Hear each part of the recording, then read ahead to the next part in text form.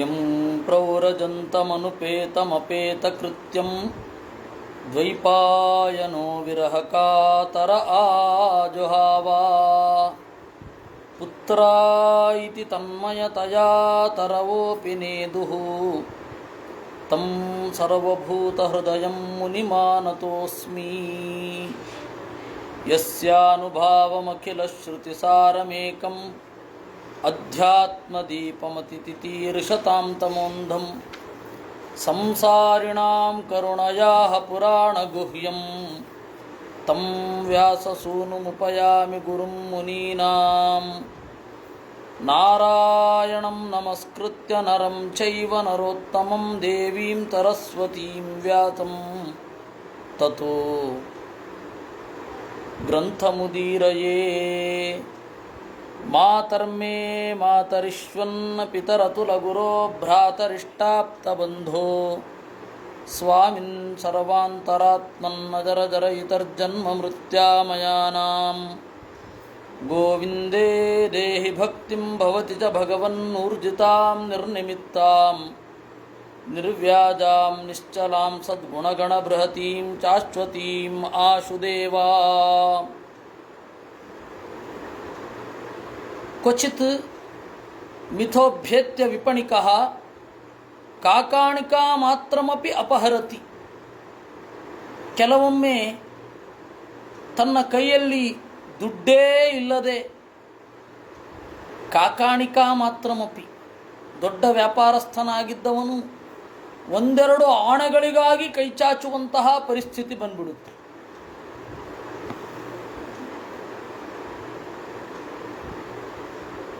ಆವಾಗ ತನ್ನ ಜೊತೆಗಾರನ ಹತ್ತಿರ ಇರುವ ಆಣೆಗಳನ್ನು ಬಿಡಲ್ಲ, ಅಪಹರಿಸುತ್ತಾನೆ. ಅಕಿಂಚಿದ್ವಾ ವಿದ್ವೇಷಮುಪಯಾತಿ ವಿತ್ತಶಾಠ್ಯೇನ. ಹಣದ ಬೇಕುಗಳಿಂದ ವಿತ್ತಶಾಠ್ಯ, ಬೇಕು ಅಂತ ಹೇಳಲಾರ, ಬೇಡ ಅಂತ ಇರಲಾರ. ಹೀಗೆ ವಿತ್ತಶಾಠ್ಯದಿಂದ ದ್ವೇಷವನ್ನು ಬಳಸಿಕೊಳ್ಳಿಕ್ಕೆ ತಯಾರಾಗಿರ್ತಾನೆ. ಕ್ವಚಿತ್ ಕ್ಷೀಣಧನ ಶಯ್ಯಾಸನಾದ್ಯುಪಭೋಗ ವಿಹೀನ ಯಾವದಪ್ರತಿಲಬ್ಧ ಮನೋರಥಃ ಪರಸ್ವಾದಾನೇ ವ್ಯವಸಿತಮತಿ ತತಃ ಅವಮಾನಾದೀನಿ ಲಭತೆ. ಒಮ್ಮೊಮ್ಮೆ ದುಡ್ಡಿಲ್ಲದೆ ಹಾಸಿಗೆ, ಆಸನ ಮೊದಲಾದ ಭೋಗಗಳಿಲ್ಲದೆ ಅಪ್ರತಿಲಬ್ಧ ಮನೋರಥಃ, ಯಾವಾಗ ಉತ್ಕಟವಾದ ಬಯಕೆ ಇರುತ್ತೆ ಆದರೆ ವಸ್ತು ಸಿಗೋದಿಲ್ಲ, ಆವಾಗ ಅವನೇನು ಮಾಡ್ತಾನೆ, ಪರಸ್ವಾದಾನೇ ವ್ಯವಸಿತ ಮತಿ, ಬೇರೆಯವರ ದುಡ್ಡನ್ನು ಅಪಹರಿಸಬೇಕು ಅಂತ ಪ್ರಯತ್ನ ಪಡ್ತಾನೆ. ಅದು ಸಿಕ್ಕಿಬಿದ್ದು ಬಹಳ ಅವಮಾನ ಆಗತ್ತೆ. ಏವಂ ವಿತ್ತವ್ಯತಿಶಿಂಗ ವಿವೃದ್ಧ ವೈರಾನುಬಂಧೋಪಿ ಪೂರ್ವವಾಸನೆಯ ಮಿಥ ಉದ್ವಹತಃ ಸಯೇವ ಉದ್ವಹತಿ. ಹೀಗೆ ಯಾವುದೋ ಜನ್ಮದಲ್ಲಿ ಮಾಡಿರ್ತಾನೆ, ಇನ್ಯಾವುದೋ ಜನ್ಮದಲ್ಲಿ ಅವ್ರ ಜೊತೆಗೇ ಇರ್ತಾನೆ, ಗೊತ್ತಿರಲ್ಲ. ಹಿಂದಣ ಜನ್ಮದಲ್ಲಿ ಉತ್ಕಟವಾಗಿ ದ್ವೇಷಿಸಿದವನು ಇವನು ಈಗ ನನ್ನ ಉತ್ಕಟ ಮಿತ್ರನಾಗಿದ್ದಾನೆ ಅಂತ. ಇಲ್ಲಿ ಕಾಡಿನ ವಿಚಾರದಲ್ಲಿ ಆಗಬೇಕಾದರೆ ಅನಿವಾರ್ಯವಾದ ಒಪ್ಪಂದ, ದರೋಡೆಕೋರರ ನಡುವೆ, ಕಡಲ್ಗಳ್ಳರ ನಡುವೆ ಏನು ಮೈತ್ರಿ ಏನಿರಲ್ಲ. ಆದರೆ ಅನಿವಾರ್ಯ, ನಾವೊಂದು ಟೀಮಿನಲ್ಲಿ ಇದ್ದೇವೆ, ನಾವೊಂದು ಹಡಗಿನಲ್ಲಿ ಇದ್ದೇವೆ. ಹಡಗು ಮುಳುಗಬೇಕು ಅಂತ ನಾನು ಬಯಸಿದರೆ ಅವನೂ ಮುಳುಗುತ್ತಾನೆ. ಈ ಹಿನ್ನೆಲೆಯಿಂದ ಅನಿವಾರ್ಯ ಒಪ್ಪಂದಗಳಿರುತ್ತೆ. ಆ ರೀತಿ ಭವಾಟವಿಯಲ್ಲಿ ಜನ್ಮಾಂತರಗಳಲ್ಲಿ ಯಾವ ಕಾನ್ಸೆಪ್ಟನ್ನು ಉತ್ಕಟವಾಗಿ ದ್ವೇಷಿಸಿರ್ತಾನೋ ಅದ್ರ ಜೊತೆಗಿರ್ತಾನೆ. ಕೆಲವು ದಿವಸಗಳ ಹಿಂದೆ, ಈಗ ಒಂದು ಸುಮಾರು ಆ ಮಾತಿಗೆ 15 ವರ್ಷವೇ ಆಯಿತೋ ಏನೋ, 15 ಇನ್ನೂ ಜಾಸ್ತಿ ಆಯಿತು. ಈ ಅಫ್ಘಾನಿಸ್ತಾನದಲ್ಲಿ ಭಯೋತ್ಪಾದಕರು ಬುದ್ಧನ ವಿಗ್ರಹವನ್ನು ಪೀಸ್ ಮಾಡ್ತಾ ಇದ್ದರು. ಕಂದಹಾರ್ ಹತ್ತಿರ ಇರುವ ತೋರಾ ಬೋರಾ ನಡುವೆ ಇರುವ ಯಾವುದೋ ಕೆಲವು ಬುದ್ಧನ ವಿಗ್ರಹಗಳು. ಒಂದು ಕಾಲದಲ್ಲಿ ಅಫ್ಘಾನಿಸ್ತಾನದಲ್ಲಿ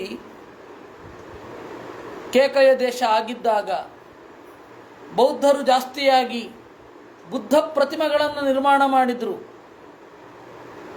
ಅವರೇ ಬೌದ್ಧರು ಈಗ ಮುಸಲ್ಮಾನರಾಗಿ ಆ ಪ್ರತಿಮೆಗಳನ್ನು ಹೊಡೆಯುತ್ತಾ ಯಾಕೆ ಆನಂದ ಪಟ್ಟಿರಬಾರದು? ಗೊತ್ತಿಲ್ಲ, ಯಾರಿಗೇನು ಗೊತ್ತು. ಇನ್ಫ್ಯಾಕ್ಟ್ ಇತಿಹಾಸದ ಕ್ರೂರವಾದ ಮುಖಗಳನ್ನು ನೋಡೋದಾದರೆ ನಾವು ಈಗ ಅಹಿಂಸೆಯಿಂದ ಮೆತ್ತಗೆ ಮಾಡಿದ್ದೇವೆ, ನೀವು ಬರಲಿಕ್ಕೆ ಯಾವ ಅಡ್ಡಿಯೂ ಇಲ್ಲ ಅಂತ ಮುಸಲ್ಮಾನ ದೊರೆಗಳಿಗೆ ನಿರೂಪ ಕಳಿಸಿದ್ದೇ ಬೌದ್ಧ ಸನ್ಯಾಸಿಗಳು ಅಂತ. ಇದನ್ನು ನೀವು ಹೇಳಿದ್ರೆ ಏನೋ ದ್ವೇಷದಿಂದ ಹೇಳ್ತಾ ಇದ್ದಾನೆ ಅಂತ ಅನ್ನಬಹುದು. ರಾಹುಲ ಸಾಂಕೃತ್ಯಾಯನ ಅವನಿಗಿಂತ ಬೌದ್ಧ ಬೇಕೆ? ಒಂದು ಕಾಲದಲ್ಲಿ 4 ವೇದಗಳನ್ನು ಓದಿ ಕ್ರಿಶ್ಚಿಯಾನಿಟಿಗೆ ಹೋಗಿ ಆಮೇಲೆ ಬೌದ್ಧರಾಗಿ ಬಂದು ಮತ್ತೆ ವೈದಿಕನಾಗಿ ಮತ್ತೆ ಬೌದ್ಧರಾಗಿ ಕಡೆಗಾಲದಲ್ಲಿ ಎದುರು ನಿಂತ ಹೆಂಡತಿಯನ್ನು ಗುರುತಿಸಲಾರದ ಪರಿಸ್ಥಿತಿ. ಆ ಥರ ಪೆಟ್ಟು ತಿಂದ ಅವನು. ಸುಮಾರು 18-19 ಭಾಷೆಗಳು ಬರ್ತಾ ಇತ್ತು ಅವನಿಗೆ. ಅಥಾರಿಟಿ ಥರೋ ಇದ್ದ. ಓಲ್ಗಾಟು ಗಂಗಾ, ಆಮೇಲೆ ಜಯ ಯೌಧೇಯ, ಆಮೇಲೆ ಸಾಕಷ್ಟು ಆರ್ಯಾವರ್ತ ಅಂತ ಹೇಳಿ ಒಂದು ಕಾದಂಬರಿ, ಬೇಕಷ್ಟು ಬರೆದಿದ್ದಾರೆ. ಅವರು ಲೆಫ್ಟಿಸ್ಟ್ಗಳಿಗೆ ಭಾರಿ ಆತ್ಮೀಯರು. ವಿಶೇಷತಃ ಜವಾಹರ್ಲಾಲ್ ನೆಹರೂಗೆ ಅತ್ಯಂತ ಆತ್ಮೀಯರು. ಆ ತರಹ ಸುಮಾರು ವರ್ಷ ಬದುಕಿದ್ರು ಅವರು ಹೇಳ್ತಾರೆ, ಒಂದು ಕಾಲದಲ್ಲಿ ಉತ್ಕಟವಾಗಿ ಪ್ರೀತಿಸಿದ ಮತವನ್ನು ನಂತರದ ಜನ್ಮದಲ್ಲಿ ಹುಟ್ಟಿ ಉತ್ಕಟವಾಗಿ ದ್ವೇಷಿಸ್ತಾ ಆನಂದ ಯಾಕೆ ಪಡಿಬಾರದು? ಪಡೆದಿರಬಹುದು. ಒಂದು ಕಾಲದಲ್ಲಿ ಭಕ್ತಿಯಿಂದ ಕೈ ಮುಗಿದ ಬುದ್ಧ ವಿಗ್ರಹಗಳಿಗೆ ಮಿಸೈಲ್ ಇಟ್ಟು ಹೊಡಿತಾ ವಿಕೃತ ಆನಂದವನ್ನು ಅವರೇ ಅನುಭವಿಸಿರಬಹುದು. ಹೀಗಾಗಿ ಬಿಡತ್ತೆ. ಕ್ವಚಿತ್ ದೇವಮಾಯೆಯ ಸ್ತ್ರೀಯ ಭುಜಲತೋಪಗೂಢ ಪ್ರಸ್ಕನ್ನ ವಿವೇಕ ವಿಜ್ಞಾನ ತದ್ವಿಹಾರ ಗೃಹಾರಂಭಾನ್ ಕುರುವನ್ ತದಾಶ್ರಮಾಸಕ್ತ ಸುತದುಹಿತೃ ಕಳಭಾಚಿತ ಅವಲೋಕ ವಿಚೇಷ್ಟಿತ ಅಪಹೃತ ಹೃದಯ ಆತ್ಮಾನಮಜಿತಾತ್ಮ ಅಪಾರೆ ಅಂಧೇ ತಮಸಿ ಪ್ರಹಿಣೋತಿ. ಕೆಲವೊಮ್ಮೆ ಬಹಳ ದಿವಸಗಳ ಕಾಲ ದಿಕ್ಕು ತಪ್ಪಿ ಓಡಾಡ್ತಾ ಇರುವಾಗ ಜೊತೆಯಾಗಿ ಬಂದ ಬೇಡರ ಹೆಣ್ಣನ್ನು ಅಥವಾ ದರೋಡೆಕೋರರ ಸಂಬಂಧಿಕರನ್ನು, ದರೋಡೆಕೋರರ ಮಗಳನ್ನು ಪ್ರೀತಿಸಿ ಅವಳ ಮೋಹಜಾಲಕ್ಕೆ ಬಿದ್ದು ಪಿತೂರಿಯ ಕತ್ತಲಲ್ಲಿ ಮುಳುಗಿ ಹೋಗಬಹುದು. ಇದು ಭವಾಟವಿಗೆ ಆಗಬೇಕಾದ್ರೆ ಮೋಹ. ಯಾವ ಮೋಹವನ್ನು ಒಂದು ಕಾಲದಲ್ಲಿ ದೂರ ಇಟ್ಟಿರ್ತಾನೋ, ಅದರಿಂದ ದೂರ ಇರ್ತಾನೋ, ತನಗೇ ಗೊತ್ತಿರದೆ ಆ ಮೋಹವನ್ನು ಗಟ್ಟಿಯಾಗಿ ಅಪ್ಪಿ ಕೆಳಗಡೆ ಬೀಳಬಹುದು. ಎಷ್ಟೋ ಜನ ಆಸ್ತಿಕರು ನಾಸ್ತಿಕರಾಗಿ ಬದಲಾಗಿ ಹೋಗಿರ್ತಾರೆ.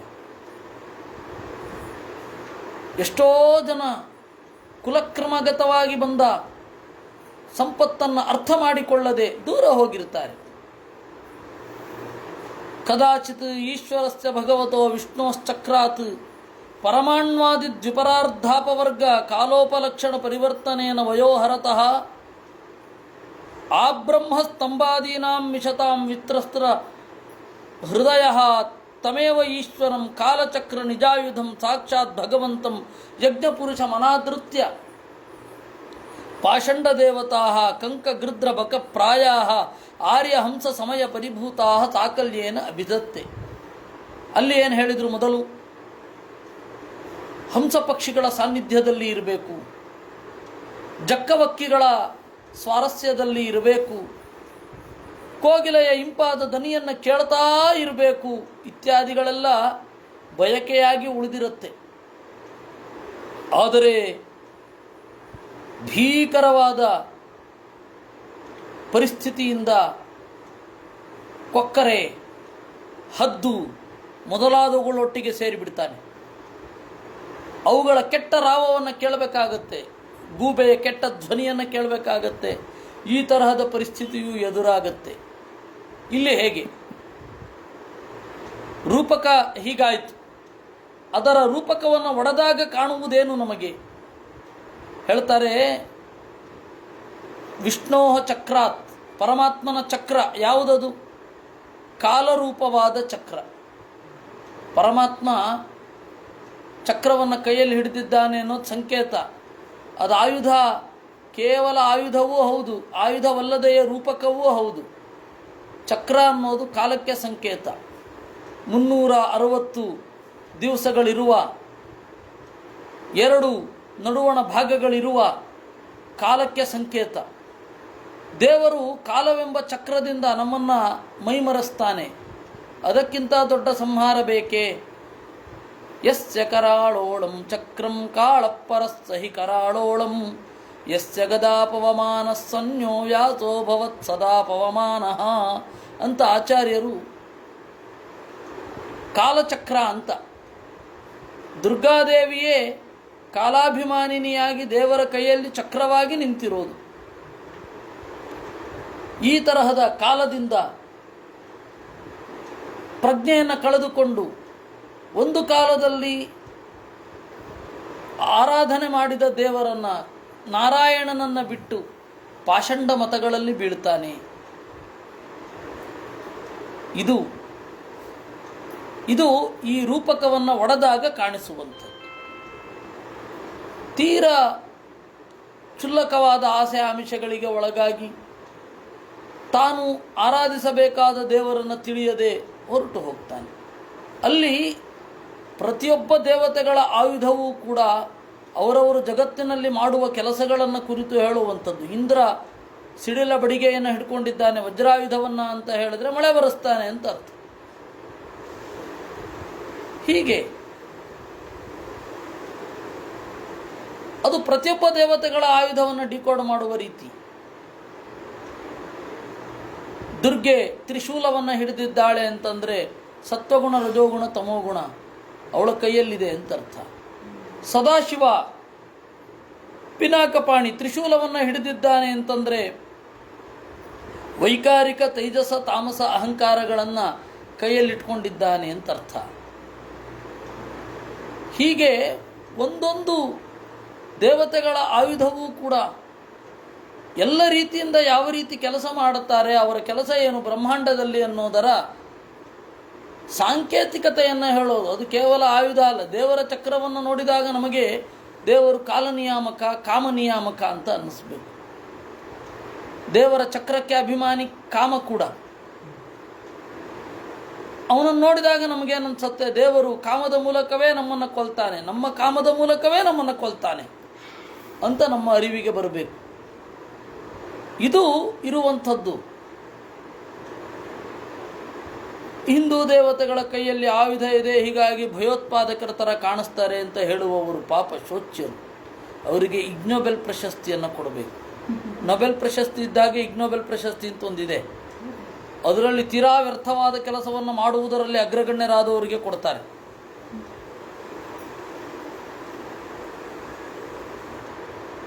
ಶೇಕ್ಸ್ಪಿಯರ್ನ ನಾಟಕವನ್ನು ಪೆನ್ಸಿಲ್ ಮೇಲೆ ಬರೆದ್ರೆ ಅವರು ಕೊಡ್ತಾರೆ ಇಗ್ನೋಬೆಲ್. ಈ ತರಹ ಅತ್ಯಂತ ವ್ಯರ್ಥವಾದ ಕೆಲಸ. ನಾರಾಯಣನ ಉಪಾಸನೆ ಮಾಡಿದವನು ಪಾಷಂಡಿಯಾಗ್ತಾನ ಅಂತ ಹೇಳಿ, ಹೌದು, ಶುದ್ಧವಾದ ಜ್ಞಾನವನ್ನು ಪಡೆಯದೆ ಅಶುದ್ಧವಾದ ಆಚರಣೆಗಳು ಇದ್ದರೆ, ಪ್ರಭಾವದಿಂದ ಪರಿಸರದಿಂದ ನಾರಾಯಣನ ಪೂಜೆ ಮಾಡ್ತಾ ಇದ್ದರೂ ಕೂಡ ಮುಂದಿನ ಕಾಲದಲ್ಲಿ ಅವನು ನಾರಾಯಣನ ಉಪಾಸನೆ ಮಾಡದೆ ಪಾಷಂಡಿಯಾಗಬಹುದು. ಇಲ್ಲಿ ಉಪಾಸನೆ ಅಥವಾ ಕೇವಲ ಭೌತಿಕವಾದ ಫಲಕ್ಕಾಗಿ ನಾರಾಯಣನ ಸೇವೆ ಮಾಡಿದರೆ ಮುಂದಿನ ಜನ್ಮದಲ್ಲಿ ಅವನು ನಾರಾಯಣನ ಭಕ್ತನೇ ಆಗಬೇಕು ಅಂತ ಇಲ್ಲ. ಇದು ಒಂದು. ಎರಡನೆಯದ್ದು, ನಾರಾಯಣನ ಭಕ್ತನಾಗಿರ್ತಾನೆ, ವಿಪರೀತ ದ್ವೇಷ, ವಿಪರೀತ ಅಸೂಯೆಗಳಿರುತ್ತೆ. ವಿಪರೀತ ದ್ವೇಷ ವಿಪರೀತ ಅಸೂಯೆ ನಿರ್ಮತ್ಸರಾಣಾಂ ಸತಾಂ ಅಲ್ವೇ. ವಿಪರೀತ ದ್ವೇಷಾಸೂಯೆಗಳಿಂದ ಮಾಡಿದರೆ ನಾರಾಯಣನ ಪೂಜೆ ಮಾಡಿ ಏನು ಪ್ರಯೋಜನ? ಅಸೂಯೆ ಇರಬಾರದು ಅಂತ ಹೇಳೋದು, ಪಿತೂರಿ ಮಾಡಬೇಡಿ ಅಂತ ಹೇಳೋದು. ಭಗವದ್ಭಕ್ತರಾಗಲಿಕ್ಕೆ ಪ್ರಧಾನವಾದ ಅರ್ಹತೆ ಏನು ಅಂದರೆ ಪಿತೂರಿ ಮಾಡದೇ ಇರೋದು. ಆ ಪಿತೂರಿ ಮಾಡ್ತಾನೊಬ್ಬ,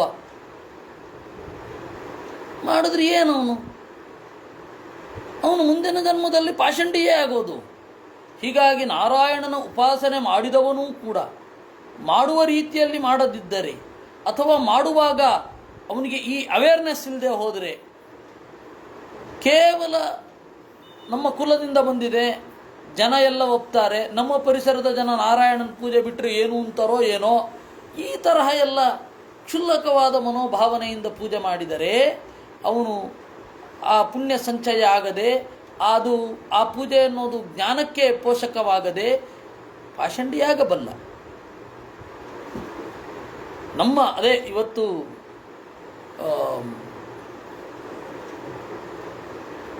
ಸನತ್ಸು ಜಾತೀಯದಲ್ಲಿ ಬಂದದ್ದು ಒಂದೊಂದು ಸದ್ಗುಣಗಳನ್ನು ಕೂಡ ನುಂಗಿ ಹಾಕುವಂತಹ ದುರ್ಗುಣಗಳು ಯಾವ್ಯಾವುದಿರುತ್ತೆ ಅಂತ. ದಮ ಇಂದ್ರಿಯ ನಿಗ್ರಹ ಏನೋ ಇರುತ್ತೆ, ಅದರಲ್ಲಿ 18 ದೋಷಗಳು ಯಾವುದು? ಇಂದ್ರಿಯ ನಿಗ್ರಹ ಮಾಡ್ತಾ ಇರ್ತೇವೆ ನಾವು, ಆದರೆ 18 ದೋಷ ಯಾವುದು? ಶಮ ಭಕ್ತಿ ಮಾಡ್ತಾ ಇರ್ತೇವೆ, ಆದರೆ ಅದರಲ್ಲಿ ಅನೇಕ ದೋಷಗಳು ತೂರಿ ಬರ್ತದೆ. ತಪಸ್ಸು ಮಾಡ್ತಾ ಇರ್ತೇವೆ, ಅದರಲ್ಲಿ ಅನೇಕ ದೋಷಗಳು ತೂರಿ ಇರ್ತವೆ. ಅದನ್ನು ಸರಿ ಮಾಡಿಕೊಳ್ಳೋದು ಹೇಗೆ ಅಂತಲೇ ಮಹಾಭಾರತಾದಿಗಳು ಹೇಳೋದು. ಹೀಗಾಗಿ ನಾರಾಯಣನ ಪೂಜೆ ಮಾಡಿದಾಗಲೂ ಕೂಡ ಅದರೊಳಗಡೆ ಇರುವ ಕೊರತೆಗಳನ್ನು ಒಂದೊಂದೇ ನಿವಾರಿಸಿಕೊಳ್ಳದಿದ್ದರೆ ಅವನೇನಾಗ್ಬೋದು? ಅವನ ಕರ್ಮಕ್ಕನುಗುಣವಾಗಿ ಏನಾಗಬೇಕೋ ಅದಾಗ್ತಾನೆ. ಕೆಲವೊಬ್ಬರು ಮುಂದೆ ಹೋಗ್ತಾರೆ, ಕೆಲವೊಬ್ಬರು ಒಂದು ಸ್ವಲ್ಪ ತಡೆದು ಮುಂದೆ ಹೋಗ್ತಾರೆ, ಕೆಲವೊಬ್ಬರು ಯಾವತ್ತೂ ಮುಂದೆ ಹೋಗಲ್ಲ. ಈ ತರಹ ಎಲ್ಲ ಇರುತ್ತೆ.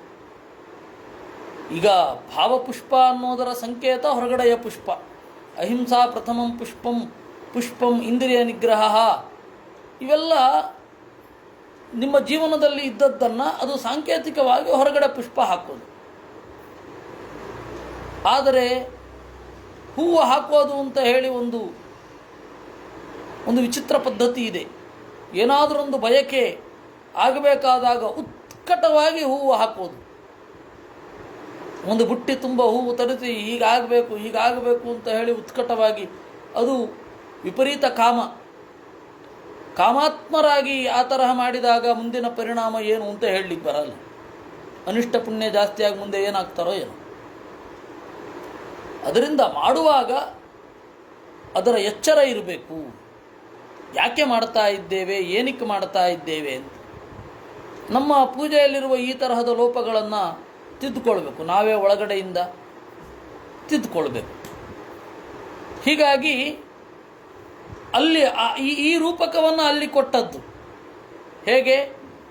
ಹಂಸ ಮೊದಲಾದವುಗಳನ್ನು ಬಯಸಿ ಹೋಗ್ತಾನೆ, ಹಂಸವನ್ನು ನೋಡಬೇಕು, ಕಣ್ತನಿಸಿಕೊಳ್ಳಬೇಕು, ಕೋಗಿಲೆಯ ಹುಲಿಯನ್ನು ಕೇಳಬೇಕು, ಕಿವಿ ತಣಿಸ್ಕೊಳ್ಬೇಕು ಅಂತ ಒಂದು ಕಡೆ ಹೋಗ್ತಾನೆ. ಆದರೆ ಅಲ್ಲಿ ಬರೇ ಗೂಬೆ, ಕಾಗೆ ಇತ್ಯಾದಿಗಳಿರೋದು. ಕಂಕ ಅಂದರೆ ಕಾಗೆ, ಗೃಧ್ರ ಅಂದರೆ ಹದ್ದು, ಬಕ ಅಂದರೆ ಕೊಕ್ಕರೆ. ಹಂಸ ಥರ ಇರುತ್ತೆ, ಆದರೆ ಅದು ಹಂಸದಷ್ಟು ಗಾಂಭೀರ್ಯ ಮೊದಲಾದವುಗಳೆಲ್ಲ ಇರಲ್ಲ. ಅದು ಬಕ, ಅದು ಅಶುಭ. ಹಂಸ ಮನೆಯೊಳಗಡೆ ಪ್ರವೇಶ ಮಾಡಿದರೆ ಶುಭ, ಕನಸಿನೊಳಗಡೆ ಬಿದ್ದರೆ ಶುಭ ಹಂಸ. ಬಕ ಬಿದ್ದರೆ ಕೂಡಲೇ ಎದ್ದು ದೀಪ ಬೆಳಗಬೇಕು ಅಂತ ಹೇಳ್ತಾರೆ. ಕೊಕ್ಕರೆ ಪಕ್ಷಿ ಈಗ ಅದರ ಪ್ರಸಂಗವೇ ಇಲ್ಲ. ಯಾಕೆ ಅಂದರೆ ಕೊಕ್ಕರೆ ಹೇಗಿರುತ್ತೆ ನೋಡೇ ಮರ್ತೋಗಿರುತ್ತೆ ನಮಗೆ. ಹೀಗಾಗಿ ಪದೇ ಪದೇ ಇದು ಬಿದ್ದು ಮಾಡೋಲ್ಲ. ನದಿ ತೀರದಲ್ಲಿರುವ ಮನೆಯವರಿಗೆ ಈ ರೀತಿ ಎಕ್ಸೆಪ್ಷನ್ ಇದೆ ಅಂತ ಹೇಳಿ ಕೆಲವೊಂದು ಹಕ್ಕಿಗಳನ್ನು ಹೇಳ್ತಾರೆ, ಅದರಲ್ಲೂ ಬಕ ಹೇಳಲ್ಲ. ಯದಾತು ತಾಭಿ ಪಾಷಂಡ ದೇವತಾಭಿರಾತ್ಮವಂಚಕೈರುರುವಂಚಿತಃ ಬ್ರಹ್ಮಕುಲಂ ತಮಾವಿಚನ್ ತೇಜಾಂ ಶೀಲಂ ಉಪನಯನಾದಿ ಕರ್ಮಾನುಷ್ಠಾನೇನ ಭಗವತೋ ಯಜ್ಞಪುರುಷಸ್ಯ ಆರಾಧನಮೇವ ಪುನಸ್ತದರೋಚಯನ್ ದುಷ್ಟಕುಲಂ ಭಜತಿ ಅನಿಗಮ ಪರಿಶುದ್ಧಂ ಯಸ್ಯ ಹಿ ಮಿಥುನೀಭಾವಃ ಕುಡುಂಬಭರಣಂ ಯಥಾ ವಾನರಜಾತೆ ತತ್ರಾಪಿ ನಿರವರೋಧ ಸ್ವೈರೇಣ ವಿಹರನ್ ಅತಿಕೃಪಣ ಬುದ್ಧಿ ಅನ್ಯೋನ್ಯ ಮುಖ ನಿರೀಕ್ಷಣಾದಿನ ಗ್ರಾಮ್ಯ ಕರ್ಮಣೈವ ವಿಸ್ಮೃತ ಕಾಲಾವಧಿ. ಪಾಷಂಡ ದೇವತೆಗಳನ್ನು ಆಶ್ರಯಿಸ್ತಾನೆ. ದೇವತೆಗಳು ಅಂತ ಇವನು ಯಾರನ್ನು ಅಂದುಕೊಂಡಿರ್ತಾನೆ ಅವರೆಲ್ಲ ಆತ್ಮವಂಚಕರು. ಅವರು ಮೋಸ ಮಾಡ್ಕೊಂಡಿರ್ತಾರೆ, ಬೇರೆಯವ್ರನ್ನೂ ಮೋಸ ಮಾಡ್ತಾ ಇರ್ತಾರೆ. ಅವು ಏನು ಸ್ಪಷ್ಟತೆಯೇ ಇರೋದಿಲ್ಲ. ಸರಿಯಾಗಿ 2-3 ಪ್ರಶ್ನೆ ಕೇಳಿದ್ರೆ ದಬಕ್ಕಂತ ಹೇಳಿ ಅವರು ಬಿದ್ದೋಗ್ಬಿಡ್ತಾರೆ. ಆ ಥರದವ್ರು ಇರ್ತಾರೆ. ಅಂತಹ ಗುರುಗಳು ಯಾವ ದೈವದ ಬಗ್ಗೆ ಹೇಳ್ತಾರೋ ಆ ದೈವದ ಬಗ್ಗೆ ಏನು ಹೇಳತಕ್ಕಂಥದ್ದು. ಅವರು ಅವರಿಂದ ಮೋಸಕ್ಕೊಳಗಾಗ್ತಾನೆ. ನಾಸ್ತಿಕರ ಸಮೂಹದಲ್ಲಿ ಮೋಸಕ್ಕೆ ಒಳಗಾಗಿ ಆಸ್ತಿಕರ ಕಡೆಗೆ ಬರ್ತಾನೆ. ಕೆಲವೊಮ್ಮೆ ಏನಾಗತ್ತೆ, ಸಾಮಾನ್ಯ ಆಸ್ತಿಕರಿಂದ ಮೋಸಗೊಂಡವರು ಅಥವಾ ಆಸ್ತಿಕರು ಅಂತ ಅಂದುಕೊಂಡವರಿಂದ ಮೋಸಕ್ಕೆ ಒಳಗಾದವರು ಬೇರೆಯದೇ ಆಗಿ ನಿಂತು ಬಿಡ್ತಾರೆ. ನಾಸ್ತಿಕರ ಕುಲವನ್ನು ಪ್ರವೇಶ ಮಾಡಿ ಎತ್ತರಕ್ಕೇನು ಏರೋದಿಲ್ಲ. ಆದರೆ ನಾಸ್ತಿಕರ ಕುಲದಲ್ಲಿ ಮೋಸಗೊಂಡವರು ಆಸ್ತಿಕರ ಕುಲಕ್ಕೆ ಪ್ರವೇಶ ಮಾಡ್ತಾರೆ. ಕೆಲವೊಮ್ಮೆ ಪ್ರವೇಶ ಮಾಡಿ ಇವ್ರದ್ದು ಇಷ್ಟ ಆಗಲ್ಲ, ಅವರಲ್ಲಿ ಇರ್ಲಿಕ್ಕೆ ಬಿಡಲಿಲ್ಲ, ಇಲ್ಲಿರ್ಲಿಕ್ಕಾಗಲ್ಲ, ಆ ಪರಿಸ್ಥಿತಿ ಬಂದ್ಬಿಡುತ್ತೆ. ನಾಸ್ತಿಕರಿಂದ ಮೋಸಕ್ಕೆ ಒಳಗಾಗಿ ಬಂದ ನಾಸ್ತಿಕರು ಆ ಪ್ರಾಚೀನ ಸಂಸ್ಕಾರ ಹೃದಯದಲ್ಲಿ ಗಟ್ಟಿಯಾಗಿ ಕೂತಿರುವುದರಿಂದ ಈ ಯತಿಗಳು, ಈ ಶುದ್ಧವಾದ ಸಾಧಕರು ಮಾಡೋದು ಯಾವುದೂ ಇಷ್ಟವೇ ಆಗಲ್ಲ. ಬೇರೆ ಕಡೆ ಹೊರಟೋಗ್ತಾರೆ. ನಮಗದೇ ಸುಖ ಅಂತ ಹೇಳಿ ಅಲ್ಲಿಗೆ ಹೋಗ್ತಾರೆ. ಅಲ್ಲಿ ಬರೇ ಗ್ರಾಮ್ಯ ಕರ್ಮದಿಂದ ಕಾಲವನ್ನು ಕಳೆದು ಬಿಡ್ತಾರೆ, ಮರೆತು ಬಿಡ್ತಾರೆ ಎಲ್ಲವನ್ನ. ಇದು ಅದೇ ಹೇಳಿದ್ರಲ್ಲ, ಕಾಗೆಗಳ ಕುಲದಲ್ಲಿ, ಕಾಗೆಗಳ ಸಮೂಹದಲ್ಲಿ ಇದ್ದು ಅವುಗಳ ಕೆಟ್ಟ ಕಿರುಚಾಟ ತಾಳಲಾರದೆ ಹಂಸಕುಲವನ್ನು ಪ್ರವೇಶ ಮಾಡ್ತಾರೆ. ಅಲ್ಲಿ ಇದ್ರ ಗಾಂಭೀರ್ಯ ಇಷ್ಟವೇ ಆಗಲ್ಲ, ವಾಪಸ್ ಹೊರಟೋಗ್ತಾರೆ. ಕೆಲವೊಮ್ಮೆ ಹಾಗಾಗತ್ತೆ. ಕೆಟ್ಟದ್ದನ್ನು ಕೇಳಿ ಕೇಳಿ ಕೇಳಿ ಒಳ್ಳೇದಿಷ್ಟ ಆಗಲ್ಲ, ಕೆಟ್ಟದ್ದು ಕೇಳಲಿಕ್ಕಾಗಲ್ಲ, ಹಾಗಾಗೋಗುತ್ತೆ. ಒಬ್ಬರು ಕನ್ನಡದಲ್ಲಿ ಬಹಳ ಪರವಾಗಿಲ್ಲ ಮಧ್ಯಮ ದರ್ಜೆಯಲ್ಲಿ ಅವರು ಪ್ರಸಿದ್ಧ ಇದ್ದರು, ಹೊನ್ನಾಳಿಯವರು. ಅವರು ನಾಸ್ತಿಕರಾಗಿ ಜೀವನ ಇಡೀ ಕಳಿಬೇಕು ಅಂತ ಹೋಗಿ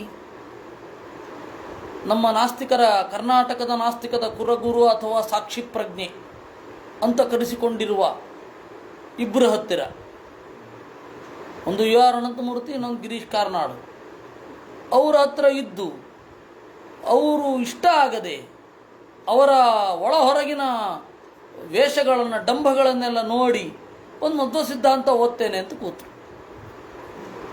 ಅವರಿಗೆ ಜೀವಕರ್ತೃತ್ವವಾದ, ಫಸ್ಟ್ ಅವ್ರಿಗೆ ಅದನ್ನು ಪರಿಚಯ ಮಾಡಿಸಿದವ್ರದ್ದು ಮೊದಲನೇ ತಪ್ಪು, ತೊಗೊಂಡೋಗಿ ಹೊಡಿಬೇಕು ಅವ್ರನ್ನ. ಅವರು ಜೀವಕರ್ತೃತ್ವವಾದ ಇಷ್ಟ ಆಗದೆ ನಾನು ಅನಾಸ್ತಿಕನಾಗ್ತೇನೆ ನಿಂತುಬಿಟ್ರು.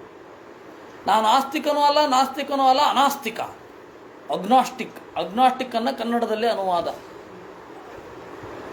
ಅತೀಂದ್ರಿಯ ವಸ್ತುವಿನ ಬಗ್ಗೆ ಗೊತ್ತಿಲ್ಲ, ಐಂದ್ರಿಯಕ ವಸ್ತುವಿನಿಗಿಂತ ಹೆಚ್ಚಿನ ಇಂಟ್ರೆಸ್ಟ್ ಇದೆ. ಅವರು ಸ್ವಾಮಿಗಳು ಹೋದಾಗ ಎಲ್ಲ ಇಡೀ ತೋರಿಸಿದ್ರು. ನೋಡಿ ಸ್ವಾಮಿ, ನಾನು ನಾಸ್ತಿಕನೂ ಹೌದು, ಆಸ್ತಿಕನೂ ಹೌದು. ಮ್ಯಾಕ್ಸಿಮ್ ಗೊರ್ಕಿಯನ್ನು ಓದ್ತೇನೆ, ಅವನೊಬ್ಬ ಕಮ್ಯುನಿಸ್ಟ್ ಬರಹಗಾರ. ಮ್ಯಾಕ್ಸಿಮ್ ಗೊರ್ಕಿಯನ್ನು ಓದುವ ಹಾಗೆ ದಾವ್ ದ ಫಿಸಿಕ್ಸನ್ನು ಓದ್ತೇನೆ.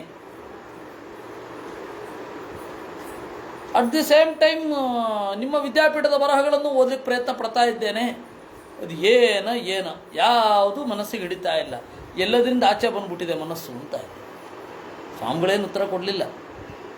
ಪಾತ್ಪೂಜೆಗೆ ಬಂದು ಪಾತ್ಪೂಜೆ ಮುಗಿಸ್ಕೊಂಡು ಹೋದರು. ಹಾಗಾಗಿಬಿಡತ್ತೆ. ಅಂತಹ ಅವರ ಪರಿಸ್ಥಿತಿಯನ್ನು ಇಲ್ಲಿ ಹೇಳಿದ್ದು. ಕ್ವಚಿತ್ ಧ್ರುಮವತ್ ಐಹಿಕಾರ್ಥೇತು ಗೃಹೇತು ರಂಚನ್ಯಥಾ ವಾನರಃ ಸುತದಾರವತ್ಸಲೋ ವ್ಯವಾಯಕ್ಷಣ. ಕೆಲವೊಮ್ಮೆ ಏನಾಗತ್ತೆ, ಉತ್ಕಟವಾದ ಐಹಿಕಾರ್ಥಗಳಲ್ಲಿ ಮುಳುಗಿ ಅಲ್ಲಿಯೇ ಮರೆತು ಬಿಡ್ತಾನೆ, ದಾರಿಯನ್ನು ಮರಿತಾನೆ, ಅಥವಾ ದಾರಿಯಲ್ಲಿ ಏನನ್ನೋ ನೋಡ್ತಾ ಕೂತ್ಕೊಳ್ತಾನೆ. ಅದೊಂದು ದಾರಿ, ವ್ಯವಾಯ ಕ್ಷಣ ಅಂತ ಹೇಳ್ತಾರೆ. ಕಾಮ ಅನ್ನೋದು ಬದುಕಿನಲ್ಲಿ ಒಂದು ನಿಲ್ದಾಣ ಅಷ್ಟೇ, ಬದುಕಿನ ಕೊನೆದಾಣ ಅಲ್ಲ ಅದು. ಈ ಫಿಲಮಲ್ಲಿ ತೋರಿಸೋ ಹಾಕಿ ಮನೆದಾಣ ಆಗ್ಬಿಟ್ರೆ ಗತಿ ಏನು? ಅದು ಅದು ತೀರಾ ಇಂಪ್ರ್ಯಾಕ್ಟಿಕಲ್. ಸರಿ, ಅದರಲ್ಲಿಯೇ ರತನಾಗಿ ಬಿಡ್ತಾನೆ. ಜೀವನದ ಒಂದು ಭಾಗ, ಕಾಮವಾಗಲಿ, ಪ್ರೇಮವಾಗಲಿ, ಹೋರಾಟ ಆಗಲಿ, ಅದೆಲ್ಲ ಜೀವನದ ಒಂದು ಭಾಗ. ಅದರ ಆಚೆಗೆ ಸತ್ಯವನ್ನು ತಿಳ್ಕೊಳ್ತಾ ಹೋಗ್ತಾ ಇರಬೇಕು. ಕಾಮವೆಂಬ ನಿಲ್ದಾಣದಲ್ಲಿ ನಿಂತು ಅಥವಾ ತಂಗಿ ಮುಂದೋಟೋಗ್ಬೇಕು. ಇದು ಹಾಗಲ್ಲ, ಅಲ್ಲೇ ನಿಂತು ಬಿಡೋದು. ನಿಲ್ದಾಣವನ್ನೇ ಮನೆ ಮಾಡ್ಕೊಂಡ್ಬಿಡೋದು. ತಂಗುದಾಣವನ್ನೇ ಮನೆ ಮಾಡಿಕೊಂಡ್ರೆ ಹೇಗೆ? ಅವರು ಕಪಿಗಳ ತರಹ. ಕಪಿಗಳಿಗೆ ತಂಗುದಾಣವೇ ಮನೆ, ಆಮೇಲೆ ಅಲ್ಲಿಂದ ಎಬ್ಸಿದ್ರೆ ಬೇರೆ ಕಡೆ ಹೋಗ್ತವೆ. ಇದು ಕಪಿಗಳ ರೀತಿ ಆಚರಿಸೋದು. ಕಪಿಗಳು ಹೋಗ್ತಾ ಇರ್ತವೆ ಇಲ್ಲಿಂದ ಅಲ್ಲಿಗೆ, ಹಾಗೆ ಇಲ್ಲಿಂದ ಅಲ್ಲಿಗೆ ಹೋಗ್ತಾ ಇರ್ತವೆ. ಮುಖ ನೋಡಬೇಕು ಅಲ್ವಾ? ಈಗ ತಿರುಗಲಿಕ್ಕೆ ಇಷ್ಟ ಆಗುತ್ತೆ. ಹೀಗಾಗಿ ವ್ಯವಾಯಕ್ಷಣ ವಾನರಶೀಲ ಅದು. ಏವ ಮಧ್ವನೆ ಅವರುಂಧಾನ ಮೃತ್ಯುಗಜ ಭಯ ತಮಸಿ ಗಿರಿಕಂದರ ಪ್ರಾಯೇ ಪತನ್ ಕರ್ಮವಲ್ಲೀಂ ಅವಲಂಬ್ಯ ತತ ಆಪದ ಕಥಂಚಿನ್ ನರಕಾದ್ವಿಮುಕ್ತ ಪುನರಪ್ಯೇವಂ ಸಂಸಾರಾಧ್ವನಿ ವರ್ತಮಾನ ನರಲೋಕ ಸಾರ್ಥಮುಪಯಾತಿ. ಅಲ್ಲಿ ಹೇಳಿದ್ರು, ದಾರಿಯಲ್ಲಿ ಓಡ್ತಾ ಓಡ್ತಾ ಓಡ್ತಾ ಓಡ್ತಾ ಆನೆ ಬಂತು ಅಂತ ಹೇಳಿ ಆನೆಯ ತಪ್ಪಿಸ್ಲಿಕ್ಕೆ ಹೋಗಿ ಪರ್ವತದಿಂದ ಕೆಳಗಡೆ ಬೀಳ್ತಾ ಯಾವುದೋ ಒಂದು ಬಳ್ಳಿಯನ್ನು ಹಿಡಿದು, ಕೆಲವೊಬ್ಬರು ಅಲ್ಲೇ ಮೇಲ್ಗಡೆಯಿಂದ ಸತ್ತೋಗ್ತಾರೆ, ಇನ್ನು ಕೆಲವರು ದಾಟ್ಕೊಂಡು ನಿಧಾನವಾಗಿ ಕೆಳಗಡೆ ಇಳಿದು ಮತ್ತೆ ನರಲೋಕ ಸಾರ್ಥಂ ಮತ್ತೆ ಗುಂಪನ್ನು ಸೇರ್ಕೋತಾರೆ. ಇದು ಅದನ್ನು ಆ ರೂಪಕವನ್ನು ಡಿಕೋಡ್ ಮಾಡಿದ್ರೆ ಸಿಗೋದು ಹೀಗೆ. ಒಬ್ಬ ಇನ್ನೇನು ಸಾಯುವ ಸ್ಟೇಜ್ ಹೊಟ್ಟೋಗಿರ್ತಾನೆ, ಕರ್ಮ ಎಂಬ ಬಳ್ಳಿಯನ್ನು ಹಿಡ್ಕೊಳ್ತಾನೆ, ಮೇಲ್ಗಡೆಯಿಂದ ಬೀಳ್ತಾ ಕರ್ಮವೆಂಬ ಬಳ್ಳಿಯನ್ನು ಹಿಡಿದುಕೊಂಡು ಆಪತ್ತಿನಿಂದ ಮುಕ್ತನಾಗ್ತಾನೆ. ಆಮೇಲೆ ಮತ್ತೆ ಯಥಾ ಪ್ರಕಾರ ಸಾರ್ಥಮನೋರಜತಿ, ಕಾಯಿಲೆಯಿಂದ ಮುಕ್ತನಾದ ಮೇಲೆ ಅಯ್ಯೋ ಇನ್ನು ಸಮಯ ಕಡಿಮೆ ಇದೆ ಅಂತ ಅನ್ಸಲ್ಲ, ಇನ್ನೂ ದೀರ್ಘಕಾಲ ಬದುಕ್ತೇನೆ ಅಂತ ಅಂದುಕೊಳ್ತಾನೆ. ಏತಸ್ಮಿನ್ ಸಂಸಾರಾಧ್ವನಿ ಮತ್ತೆ ಮುಂದಿನ ಜನ್ಮದಲ್ಲಿ ಹಾಗೆಯೇ ಮುಂದುವರಿತಾನೆ. ಏತಸ್ಮಿನ್ ಸಂಸಾರಾಧ್ವನಿ ನಾನಾ ಕ್ಲೇಶೋಪಸರ್ಗತೆ ವಿತತೆ ಆಪನ್ನಾನ್ ತತ್ರ ತತ್ರ ವಿಸೃಜ್ಯ ಜಾತಂ ಜಾತಂ ಉಪಾದಾಯ ಶೋಚನ್ ಮುಹ್ಯನ್ ಖಿದ್ಯನ್ ಬಿಭ್ಯದ್ ಹೃಚ್ಯನ್ ಮೃದನ್ ಗಾಯನ್ ಸಾಧುವರ್ಜಿತಃ ನೈವ ಆವರ್ತತೆ ಅದ್ಯಾಪಿ.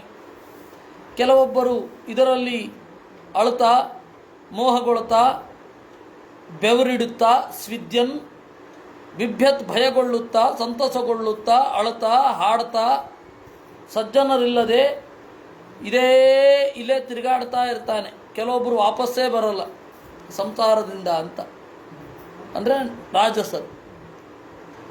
ಯದಿದಂ ಯೋಗಾನುಶಾಸನಂ ಏತದೇವ ಶಂತಮ ಉಪಶಮಶೀಲ ಉಪರತಾತ್ಮಾನ ಉಪತಿಷ್ಠಂತಿ. ಕೆಲವೊಬ್ಬರು ಪಾರಮುಪದಿಶಂತಿ, ದಾರಿ ಮುಗಿದ ಮೇಲೆ ಯಾರೋ ಒಬ್ಬರು ಬಂದು ಅವನಿಗೆ ದಾರಿ ತೋರಿಸ್ತಾರೆ, ಆಚೆ ದಡಕ್ಕೆ ಹೋಗಿಬಿಡ್ತಾನೆ. ಯದಪಿ ದಿಗಿಭಜಯಿನೋ ರಾಜರಚಯೋ ನೈವೈತದ್ವ್ರಜಂತಿ ಕಿಂತು ಮೃಧೇ ಶೈರನ್ ಮಮೈವಯಂ ಮಹೀತಿ ಕೃತವೈರಾನುಬಂಧ ಯಾಂ ವಿಸೃಜ್ಯ ಸ್ವಯಂ ಉಪಸಂಹೃತಾ. ನೋಡು, ನಾನು ಒಬ್ಬ ರಾಜನೇ, ಈ ಹಿಂದೆ ನನಗೂ ರಾಜನ ಮೆಂಟಾಲಿಟಿ ಗೊತ್ತಿದೆ. ಎಲ್ಲರೂ ಕೂಡ ಬಹಳ ಸ್ಟ್ರಾಟಜಿಯನ್ನು ಮಾಡಿ ಬಹಳ ಭೂಮಿಗಳನ್ನು ಗೆದ್ದು ಆಮೇಲೇನು ಅವರು ಒಂದು ದಿವಸ ನಾಶ ಆಗೋಗ್ತಾರೆ. ಅವರು ಅಂದ್ಕೊಂಡಿರ್ತಾರೆ ದೀರ್ಘಕಾಲ ನಮ್ಮ ವಶದಲ್ಲೇ ಭೂಮಿ ಇರುತ್ತೆ ಅಂತ. ಯಸ್ಯಾಮಿಮ ಉಪಸರ್ಗಾ ಸುಖ ದುಃಖ ರಾಗ ದ್ವೇಷ ಭಯಾಭಿಮಾನ ಪ್ರಮಾದ ಮದ ಶೋಕ ಮೋಹ ಮಾತ್ಸರ್ಯ ಈರ್ಷ್ಯ ಅವಮಾನ ಕ್ಷುತ್ಪಿಪಾತ ವ್ಯಾಧಿ ಜರ ಜನ್ಮ ಮರಣಾದಯ. ಕಡಲಿನಲ್ಲಿಯೋ ಕಾಡಿನಲ್ಲಿಯೋ ತಿರುಗಾಡಬೇಕಾದ್ರೆ ನ್ಯಾಚುರಲ್ ಡಿಸಾಸ್ಟರ್ಸ್ ಬೇಕಷ್ಟು ಆಗತ್ತೆ. ಇಲ್ಲಿ ಆ ತರಹಕ್ಕೆ ಅದನ್ನು ಉಪಸರ್ಗ ಅಂತ ಕರೀತಾರೆ, ಉಪಸರ್ಗ.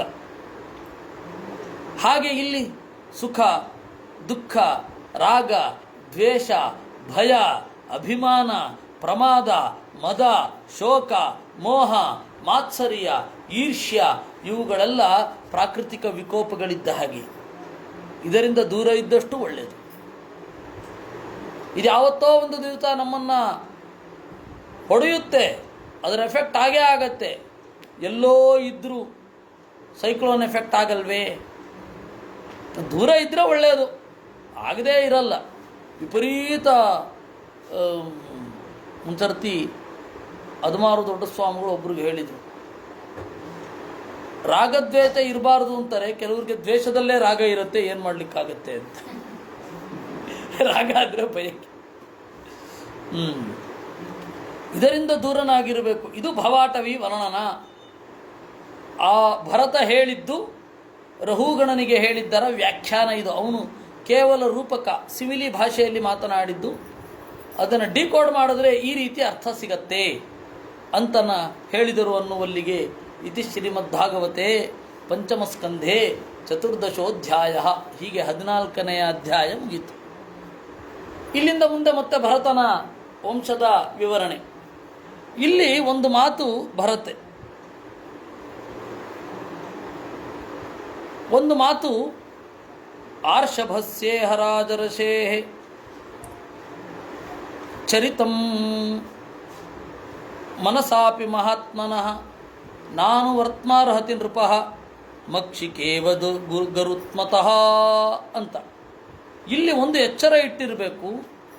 ಋತೆ ಹಯ ವೈನ್ಯಾದೀನ್ ಆರ್ಷಭಸ್ಯೇಹ ಕಸ್ಸಮಃ ಯಸ್ಯೋಪದೇಶಾತ್ ಸಿಂಧ್ವೀಚಃ ದದರಚ ಕಪಿಲಂ ವಿಭುಂ ಇತಿ ಚ ಅಂತ. ಇದು ಕಥೆಗೆ ಬೇಕಾದದ್ದು. ಇಲ್ಲಿ ಹೇಳಬೇಕಾದ್ರೆ ಭರತನ ಚರಿತ್ರೆಯನ್ನು ಯಾರು ತಾನೇ ಪೂರ್ಣವಾಗಿ ಅರಗಿಸಿಕೊಳ್ಳಲು ಸಾಧ್ಯ? ಮನಸ್ಸಿನಿಂದಲೂ ನಾವು ಹಾಗಾಗ್ತೀವಿ ಅಂತ ಅಂದುಕೊಳ್ಳಿಕ್ಕಾಗಲ್ಲ.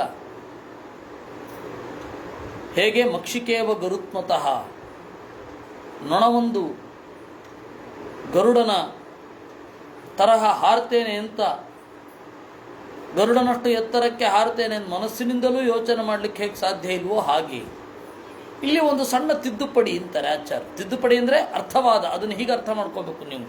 ಋತೆ ಹಯ ವೈನ್ಯಾದೀನ್ ಆರ್ಷಭಸ್ಯೇಹ ಕಸ್ಸಮಃ. ಹಯ ಅಂತಂದರೆ ಕಾರ್ತವೀರ್ಯ ಅರ್ಜುನ, ವೈನ್ಯ ಅಂತಂದರೆ ಪೃಥು, ಭರತ ಇವ್ರ ನಂತರ ಬರುವವ. ಋತೆ ಹಯ ವೈನ್ಯಾದೀನ್ ಧ್ರುವ ಇವರೆಲ್ಲ ಆದಮೇಲೆ ಬರುವವ. ಆರ್ಷಭಸ್ಯೇಹ ಕಸ್ಸಮಃ ಅಂತ ಹೇಳಿ ಇವ್ರನ್ನ ಬಿಟ್ಟು ಅಂತಿದೆ. ಇನ್ನು ಮುಂದೇನು ಮಾಡಿದ? ರಹುಗಣ ಹೋದನ ಹೋಗಲಿಲ್ವಾ? ರಹುಗಣನ ಕಥೆ ಏನಾಯಿತು? ಅವನು ಮರಳಿ ಹೋದ. ಆದರೆ ಅವನ ಜೀವಿತಾವಧಿಯಲ್ಲಿ ಒಮ್ಮೆ ನಾನು ಕಪಿಲನನ್ನು ನೋಡಬೇಕು ಅಂತಿದ್ನಲ್ಲ, ಅದನ್ನು ನೋಡಿದ. ಯಸ್ಯೋಪದೇಶಾತ್ ಸಿಂಧ್ವೀಶಃ ದದರ್ಶ ಕಪಿಲಂ ವಿಭುಂ.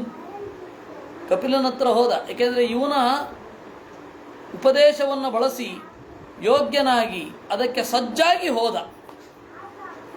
ಕೇವಲ ಕಪಿಲನ ಹತ್ರನೇ ಹೋಗಿದ್ರೆ ಏನು ಅರ್ಥ ಆಗ್ತಾ ಇತ್ತೋ ಏನೋ. ಇವನು ಒಂದು ಮೆಟ್ಟಿಲಾಯಿತು. ಇದು ಋಷಭನಾಮಕ ಪರಮಾತ್ಮನ ಮಕ್ಕಳೆಲ್ಲ ಯಾವ ರೀತಿ ವೈಭವದಿಂದ ಮೆರೆದರು ಅಂತ ಇರತಕ್ಕಂಥದ್ದು. ಅಲ್ಲಿಂದ ಮುಂದೆ ಹೋಗೋಣ. ಭರತಸ್ಯಾತ್ಮಜಃ 15ನೇ ಅಧ್ಯಾಯಕ್ಕೆ ಹೋಗೋಣ. ಭರತಸ್ಯಾತ್ಮಜಃ ಸುಮತಿ ನಾಮ ಅಭಿಹಿತಃ ಯಮುಹವಾವ ಕೇಚಿತ್ ಪಾಷಂಡಿನೋ ವಿಲೋಕ್ಯ ಋಷಭ ಪದವೀಂ ಅನುವರ್ತಮಾನಾಂ ಅನಾರ್ಯಾಃ ಅವೇದ ಸಮಾಮ್ನಾತಾಂ ದೇವತಾಂ ಸ್ವಮನೀಚಯ ಪಾಪೀಯಸ್ಯ ಕಲೌ ಕಲ್ಪಯಿಷ್ಯಂತಿ. ಭರತನ ಮಗ ಸುಮತಿ, ಅವನು ಕೂಡ ಅಜ್ಜನ ಉಪದೇಶದಂತೆ ನಡೆದುಕೊಂಡ. ಅಜ್ಜನ ಉಪದೇಶದಂತೆ ನಡೆದುಕೊಂಡು ಅವಧೂತ ಚರ್ಯೆಯನ್ನು ಸ್ವೀಕಾರ ಮಾಡಿದ್ದ. ಕೆಲವರಿಗೆ ಅವನ ಅರ್ಥ ಆಗಲಿಲ್ಲ. ಅವನ ಮಾತುಗಳನ್ನು ತಪ್ಪಾಗಿ ಅರ್ಥೈಸಿಕೊಂಡು ತಾವೇ ಒಂದು ದೇವತೆಗಳನ್ನು ಕಲ್ಪನೆ ಮಾಡಿ ದೇವತಾ ಸ್ವರೂಪವನ್ನು ತಮಗೆ ಖುಷಿ ಬಂದಾಗೆ ರೂಪಿಸಿಕೊಂಡು ಕಲಿಯುಗದಲ್ಲಿ ಮುಂದುವರಿಯುತ್ತಾರೆ. ತಸ್ಮಾತ್ ಗೃಧ್ರಶ್ಯೇನಾಯಾಮ್ ದೇವಪಾದಿರ್ನಾಮ ಪುತ್ರ ಅಭೂತ್.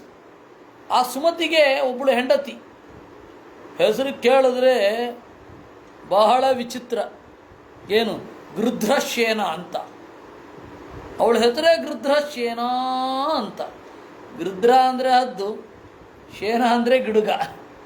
ಹದ್ದು ಗಿಡುಗುಗಳೆರಡರ ಸಮಾವೇಶ ಅವಳು ಹೆಂಗೆ ನಂಬೋದು ಹೇಳಿ. ಇರಲಿ, ಗೃಧ್ರಶ್ಯೇನ ಅಂತ ಅವಳ ಹೆಸರು. ಅವಳಲ್ಲಿ ಒಬ್ಬ ಮಗ ಹುಟ್ಟಿದ, ದೇವಪಾದಿ ಅಂತ. ಅಥಾಸುರ್ಯಾಂ ತತ್ತನಯೋ ದೇವದ್ಯುಮ್ನ, ಆ ಸುಮತಿಯ ಮಗ ದೇವದ್ಯುಮ್ನ ಅಂತ. ಆ ದೇವದ್ಯುಮ್ನ ಧೇನುಮತಿಯಲ್ಲಿ ಒಬ್ಬ ಮಗನನ್ನು ಹುಟ್ಟಿದ, ಪರಮೇಷ್ಠಿ ಅಂತ. ಒಬ್ಬ ಮಗನನ್ನು ಪಡೆದ ಪರಮೇಷ್ಠಿ. ಆ ಪರಮೇಷ್ಠಿಗೆ ಸುವರ್ಚಲ ಅಂತ ಒಬ್ಬಳು, ಅವಳಲ್ಲಿ ಹುಟ್ಟಿದವ ಪ್ರತೀಹ. ಅವನ ಹೆಸರೇ ಪ್ರತೀಹ ಅಂತ. ಯ ಆತ್ಮವಿದ್ಯಾಯಾಂ ಸ್ವಯಂ ಸಂಸಿದ್ಧ, ಅವನು ಕೂಡ ಆ ಪ್ರತೀಹ ಅಂತನ್ನುವವನಿದ್ದಾನಲ್ಲ.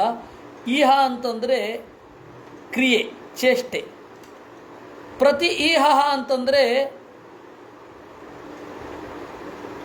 ಕ್ರಿಯೆಗೆ ವಿರುದ್ಧವಾಗಿರುವವ, ಅಂದರೆ ಜ್ಞಾನಿ ಅಂತ. ಜ್ಞಾನಿಗೆ ಎದುರು ನಿಂತವ.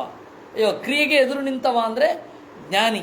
ಆ ಜ್ಞಾನಿ ಅವನ ಹೆಸರೇ ಹಾಗೆ ಹೇಳುತ್ತೆ, ಮಹಾಪುರುಷ ಮನುಸಸ್ಮಾರ. ಅವನು ನೋಡ್ತಾ ಇದ್ದರೆ ಋಷಭನ ನೆನಪು ಎಲ್ಲರಿಗೂ ಬರ್ತಾ ಇತ್ತಂತೆ. ಆಪರಿಯ ವೈಭವ ಅವನದ್ದು.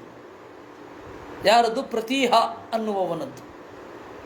ಪ್ರತಿಹರ್ತು ಸ್ತುತ್ಯಾಂ ವ್ಯೋಮಭೂಮಾನಾಂ ಅವಜನಿಷಾತಾಂ. ಆ ಪ್ರತಿಹನಿಗೆ ಸ್ತುತಿ ಅಂತ ಒಬ್ಬಳು ಹೆಂಡತಿ, ಸ್ತುತಿ. ಅವಳಲ್ಲಿ ಇಬ್ಬರು ಮಕ್ಕಳು. ಒಬ್ಬನ ಹೆಸರು ವ್ಯೋಮ, ಇನ್ನೊಬ್ಬನ ಹೆಸರು ಭೂಮ. ವ್ಯೋಮ ಅಂದರೆ ಆಗಸ, ಭೂಮ ಅಂದರೆ ಆಗಸವನ್ನೆಲ್ಲ ಹಬ್ಬಿ ತಬ್ಬಿ ನಿಂತವ. ಆ ರೀತಿ ಮಕ್ಕಳಿಗಿಬ್ಬರು ಹೆಸರಿಟ್ಟಿದ್ದು.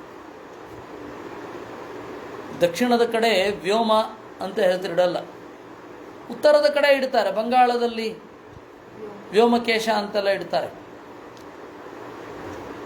ವ್ಯೋಮ್ನಃ ಋಷಿಕುಲ್ಯಾಯಾಮ್ ಉದ್ಗೀತ.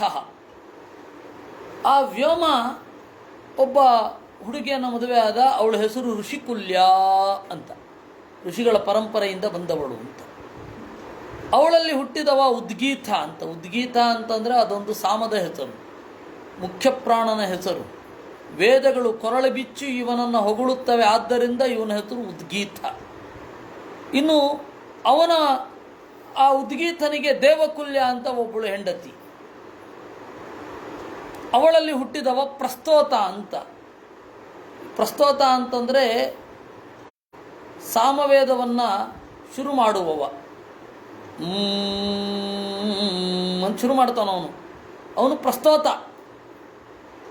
ಉದ್ಗೀತ ಅಂತಂದರೆ ಆ ಸಾಮ ಉನ್ನತವಾದ ಮಟ್ಟಕ್ಕೆ ಹೋಗೋದು ಉದ್ಗೀತ ಅಂತ. ಆ ಪ್ರಸ್ತೋತ ಅನ್ನುವ ದೇವಕುಲ್ಯಲ್ಲಿ ಒಬ್ಬನನ್ನು ಹುಟ್ಟಿಸಿದ ಹೃದಯಜಃ. ಅವನ ಮಗ, ಆ ಹೃದಯಜನ ಮಗ ವಿಭು. ವಿಭುವಿಗೆ ರಥ್ಯ ಅಂತನ್ನುವವಳಲ್ಲಿ ಪೃಥುಚೇಣ. ಪೃಥುಚೇಣನಿಂದ ಆಕೂತಿ ಅನ್ನುವವಳಲ್ಲಿ ನಕ್ತ ಅನ್ನುವವನು ಹುಟ್ಟಿದ. ನಕ್ತ ಅಂದರೆ ರಾತ್ರಿ. ನಕ್ತ ಅನ್ನುವವನು ಹುಟ್ಟಿದ. ಆ ನಕ್ತೆಯಿಂದ ಹುಟ್ಟಿದವ ಋತಿ ಅನ್ನುವವಳಲ್ಲಿ ಹುಟ್ಟಿದವ ಗಯ. ಆ ಗಯನ ಮಹಿಮೆ ಇಡೀ ಅಧ್ಯಾಯದಲ್ಲಿ ವ್ಯಾಪಿಸಿಕೊಂಡು ಇದೆ. ರಾಜರ್ಷಿ ಪ್ರವರ ಉದಾರಶ್ರವ ಅಜಾಯತ ಸಾಕ್ಷಾತ್ ಭಗವತೋ ವಿಷ್ಣೋ ಜಗದ್ರಿರಕ್ಷ ಇಷಯ ಗೃಹೀತ ಸತ್ವಸ್ಯ ಕಲಾಯ ಆತ್ಮವತ್ತಾಭಿಲಕ್ಷಣೇನ ಮಹಾಪುರುಷತಾಂ ಪ್ರಾಪ್ತ. ಪರಮಾತ್ಮನ ವಿಶೇಷ ಸನ್ನಿಧಾನ ಆ ಗಯನಲ್ಲಿ ಇತ್ತು. ಅದರಿಂದಾಗಿ ಅವನ ಕೀರ್ತಿ ಎತ್ತರಕ್ಕೆ ಏರಿತು. ಅವನ ತರಹ ಭೂಮಿಯನ್ನು ಪಾಲನೆ ಮಾಡಿದವರೇ ಯಾರೂ ಇಲ್ಲ ಎನ್ನುವಷ್ಟು ಅವನ ಮಹತ್ವ ಹರಡಿತು. ಮಹಾಪುರುಷತಾಂ ಪ್ರಾಪ್ತ. ಅವನು ಪುರುಷ ಅಲ್ಲ, ಮಹಾಪುರುಷ. ಪುರುಷರಲ್ಲಿ ಅಗ್ರಗಣ್ಯ ಅಂತ.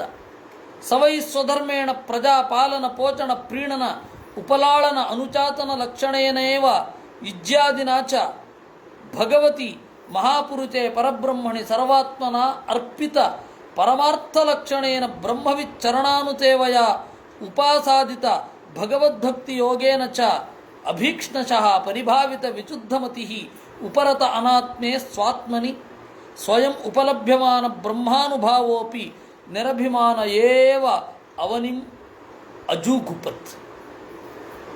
ಅವನು ಯಾವ ರೀತಿ ಪಾಲನೆ ಮಾಡಿದ? ನಿರಭಿಮಾನ ಏವ ಅಜೂಗುಪತ್. ನಾನು ರಾಜ ಅಂತನ್ನುವ ಅಭಿಮಾನವನ್ನೇ ಇಟ್ಟುಕೊಳ್ಳದೆ, ಅದಕ್ಕೂ ಮಿಗಿಲಾಗಿ ದೇಹಾಭಿಮಾನನೇ ಇಟ್ಟುಕೊಳ್ಳದೆ ಈ ಭೂಮಿಯನ್ನು ಪಾಲನೆ ಮಾಡಿದ. ಇದು ಬಹಳ ಆಶ್ಚರ್ಯ. ಸಾಧಾರಣ ರಾಜನಾದವ ನಾನು ಸರ್ವಜ್ಞನಲ್ಲ ಅಂತ ಒಂದು ಭಾವನೆ ಇದ್ದರೆ ಸಾಕು, ಚೆನ್ನಾಗಿ ರಾಜ್ಯ ಆಳಬಹುದು ಅಂತ ಹೇಳ್ತಾರೆ. ಇವನು ಯಾವ ಲೆವೆಲ್ಗೆ ಹೊಟ್ಟೋಗಿದ್ದು? ನಿರಭಿಮಾನ ಏವ ಅಜೂಗುಪತ್ತಂದು. ಭೂಮಿಯನ್ನು ಪಾಲನೆ ಮಾಡಿದ್ದು ಹೇಗೆ ಅಂದರೆ ಒಂದು ಚೂರು ಅಭಿಮಾನ ಇಲ್ಲದೆ, ದೇಹಾಭಿಮಾನ ಇಲ್ಲದೆ ಅಂತಲೂ ಆಗಬಹುದು.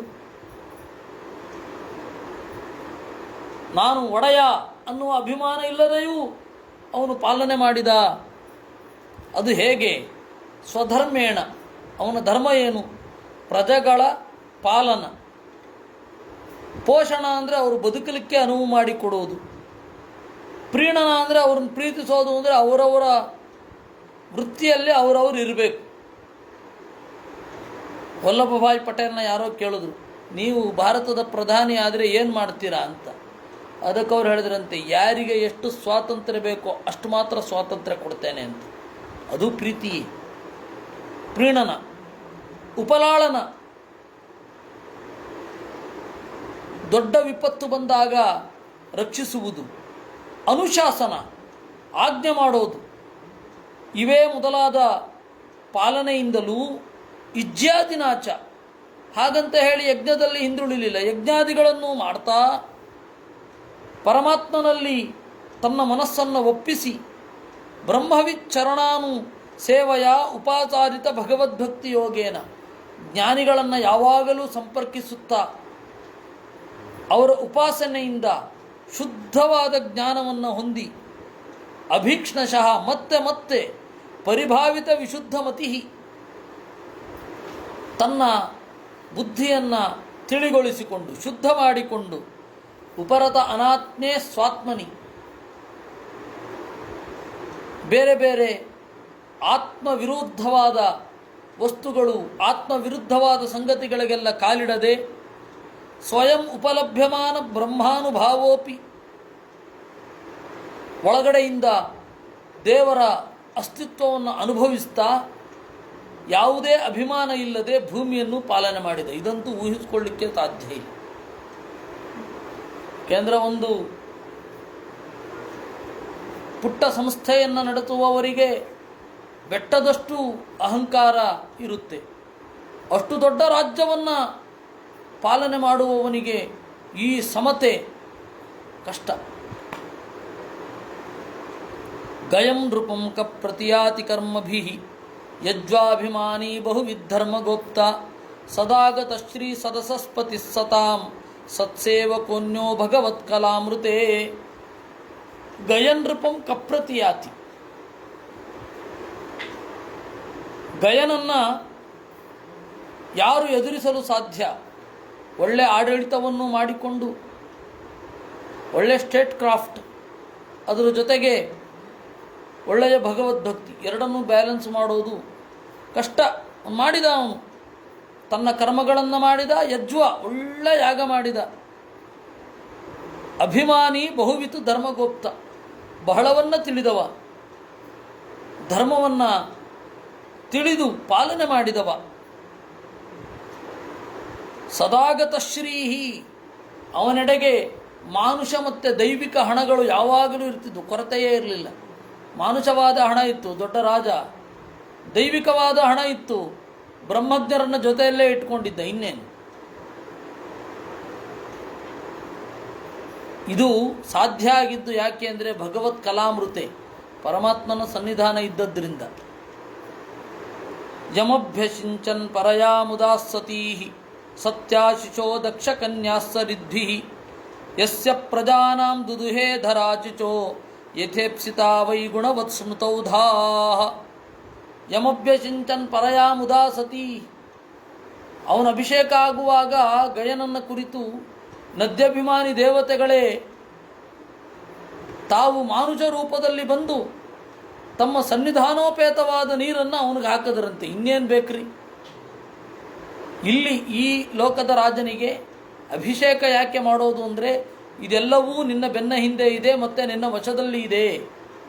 ಈ ಎಲ್ಲ ನದ್ಯಾಭಿಮಾನಿ ದೇವತೆಗಳು, ನದಾಭಿಮಾನಿ ದೇವತೆಗಳು, ಸಮುದ್ರಾಭಿಮಾನಿ, ಕೂಪಾಭಿಮಾನಿ, ವಾಪ್ಯಾಭಿಮಾನಿ, ತಟಾಕಾಭಿಮಾನಿ, ಆಮೇಲೆ ಧಾನ್ಯಮಾನಿಗಳು, ಚಂದ್ರ, ಎಲ್ಲವೂ ನಿನ್ನ ಬೆಂಗಾವಲಿಗಿದೆ.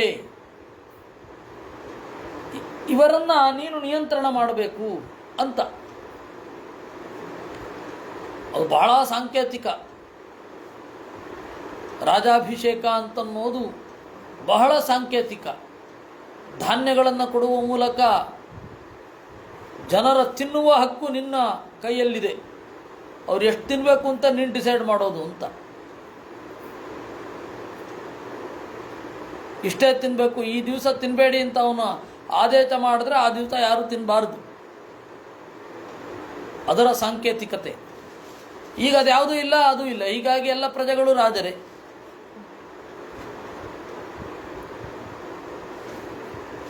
ಇದು ಡಿಸೆಂಟ್ರಲೈಸೇಷನ್. ಅವಾಗ ಸೆಂಟ್ರಲೈಸೇಷನ್ ಇತ್ತು, ರಾಜನ ಅಧಿಕಾರ. ಆಮೇಲೆ ಬಿಳಿ ಕೊಡೆ, ಅದು ಚಂದ್ರನ ಸಂಕೇತ.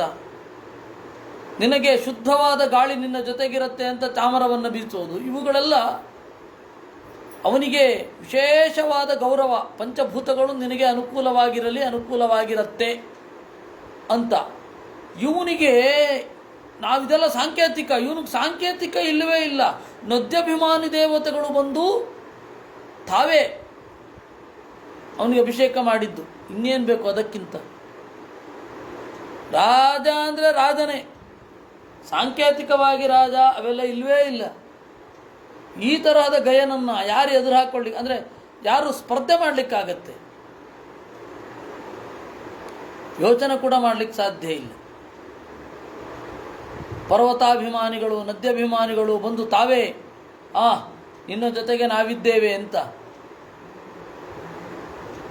ಛಂದಾಂ ಚಕಾಮಸ್ಯ ಯಸ್ಯ ಪ್ರಜಾನಾಂ ದುದುಹೇ ಧರಾಜತಃ. ಅವನ ಕಾಲದಲ್ಲಿ ಯಾರು ಉಳುವ ಅಗತ್ಯ ಇಲ್ಲ. ಸುಮ್ಮನೆ ಇದ್ದರೆ ಸಾಕು, ನೀವು ದೇವರ ಧ್ಯಾನ ಮಾಡಿ ಸಾಕು, ಯಜ್ಞಗಳಿಗೆ ಭಾಗವಹಿಸಿ ಸಾಕು. ಭೂಮಿ ತನ್ನಿಂದ ತಾನೇ ಫಲವನ್ನು ಕೊಡ್ತಾ ಇತ್ತು. ಆ ವೈಭವ ಯಾರಿಗಿದೆ? ಅದು ಗಯನಿಗೆ ಬಿಟ್ಟರೆ.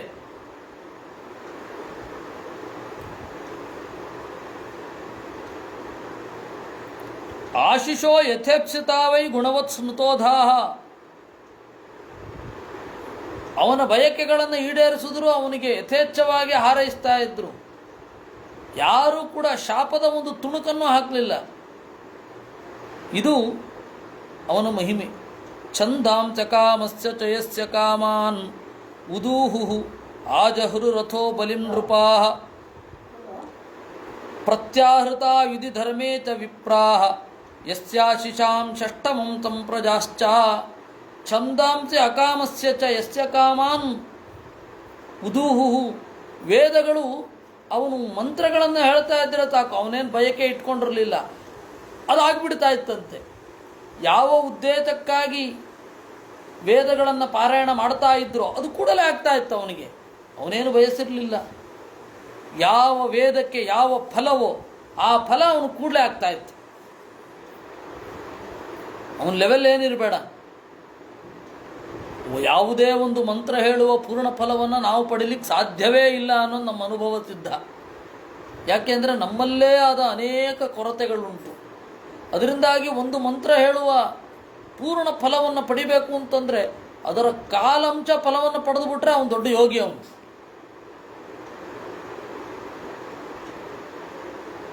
ಯಾವುದೇ ಒಂದು ಮಂತ್ರದ ಪೂರ್ಣ ಫಲವನ್ನು ನಾವು ಪಡೆಯಲಿಕ್ಕೆ ಆಗೋದಿಲ್ಲ. ಯಾಕೆ ಅಂದರೆ ನಮ್ಮ ಮಾನಸಿಕ ಸಮಸ್ಯೆಗಳು, ನಮ್ಮ ಮನಸ್ಸು ಆ ತರಹ ದೋಷಪೂರಿತವಾಗಿದೆ. ಒಂದು ಮಂತ್ರ ಅದರ ಫಲ ಪೂರ್ಣ ಸಿಗಬೇಕಾದ್ರೆ ಅವನ ಮನಸ್ಸಿನ ಲೆವೆಲ್ ಯಾವುದು, ಅದು ಅವನಿಗೆ ಅಕಾಮ. ಮತ್ತೆ ಅದು ಯಾವುದರ ಬಗ್ಗೆ ಕಾಮ ಇರಲಿಲ್ಲ. ವೇದ ಮಂತ್ರ ಹೇಳ್ತಾ ಇದ್ದಾಗ ಅದು ಫಲ ಸಿಕ್ಬಿಡ್ತಾ ಇತ್ತು. ಅದಕ್ಕೆ ಹೇಳಿದ್ರು, ಛಂದಾಂಸಿ ಅಕಾಮಸ್ಯ ಚ ಯಸ್ಯ ಕಾಮಾನ್ ಉದೂಹು ಆಜಹೃ ರಥೋ ಬಲಿಂ ನೃಪಾಹ. ಏನನ್ನೂ ಕೇಳದಿದ್ದರೂ ರಾಜರು ತಾವೇ ಬಂದು ಕಪ್ಪ ಕೊಟ್ಟು ಬಿಡ್ತಾ ಇದ್ರು. ಇನ್ನೂ ಯಾಕೆ ಕಳಿಸಿಲ್ಲ, ಕಳಿಸ್ರಿ ಅಂತ ದೂತರನ್ನು ಕಳಿಸ್ಬೇಕಾದ ಅವಶ್ಯಕತೆಯೇ ಇರಲಿಲ್ಲ. ಪ್ರತ್ಯಾಹೃತ ಯುಧಿ ಧರ್ಮೇಚ ವಿಪ್ರಾಹ. ಯುದ್ಧದಲ್ಲಿ ಅವನು ಹೋದರೆ ಸಾಕು, ಆಯುಧ ಅವನು ಹಿಡಿದ್ರೆ ಸಾಕು, ಬಂದು ಬೀಳ್ತಾ ಇತ್ತು. ಯಸ್ಯಾಚಿತಾಂ ಚಷ್ಟಮಂಚಂ ಪ್ರಜಾಶ್ಚ. ಪ್ರಜೆಗಳು ತಮ್ಮ ಲಾಭದ 6ನೇ 1 ಭಾಗ ಕರವನ್ನು ಮಾತ್ರ ಕೊಡ್ತಾ ಇರಲಿಲ್ಲ, ಪುಣ್ಯದ ಅಂಶವನ್ನು ಕೊಡೋ ಹಾಗಾಗೋಗಿತ್ತು. ಯಾಕೆ ಅಂದರೆ ಅವರ ಪುಣ್ಯಕ್ಕೆ ಇವನೇ ತಾನೇ ಕಾರಣ. ಇನ್ನೇನು ಬೇಕ್ರಿ, ಈ ವೈಭವ ನಮಗೆ ಹೀಗೊಂದು ವೈಭವ ಇರುತ್ತೆ ಅಂತಲೇ ಗೊತ್ತಿಲ್ಲದೆ ಹೋದ ಮೇಲೆ ಇನ್ನು ಈ ಥರದ ವೈಭವ ಪಡೆಯಬಹುದೇ ಯಾರಾದರೂ? ಇದು ವೀರಭೋಗ್ಯ ವಸುಂಧರ ಅಂತ ಕರೆಯೋದು. ಈ ತರಹದ ಭೋಗವನ್ನು ಭೋಗ ಅಂತ ಕರೆಯೋದೇ ವಿನಃ ನಮ್ಮ ಭೋಗದಿಂದ ಉಳಿದದ್ದು ಹಾಳಾಗೋದಲ್ಲ ಭೋಗ ಅನ್ನೋದು. ನಾವು ಇಷ್ಟು ತಿಂದೆವು ಅಷ್ಟು ತಿಂದೆವು, ಭೂಮಿ ಅಷ್ಟು ಹಾಳಾಗಿ ಹೋಯಿತು, ಅದಲ್ಲ ಭೋಗ ಅಂತಂದರೆ. ನಾವು ಉಣ್ಣೋದ್ರಿಂದ ಅದು ಬೆಳಿಬೇಕು, ಅದು ಭೋಗ. ನಾವು ಊಹಿಸ್ಲಿಕ್ಕೂ ಸಾಧ್ಯ ಇಲ್ಲ ಈ ತರಹದ ಭೋಗವನ್ನು.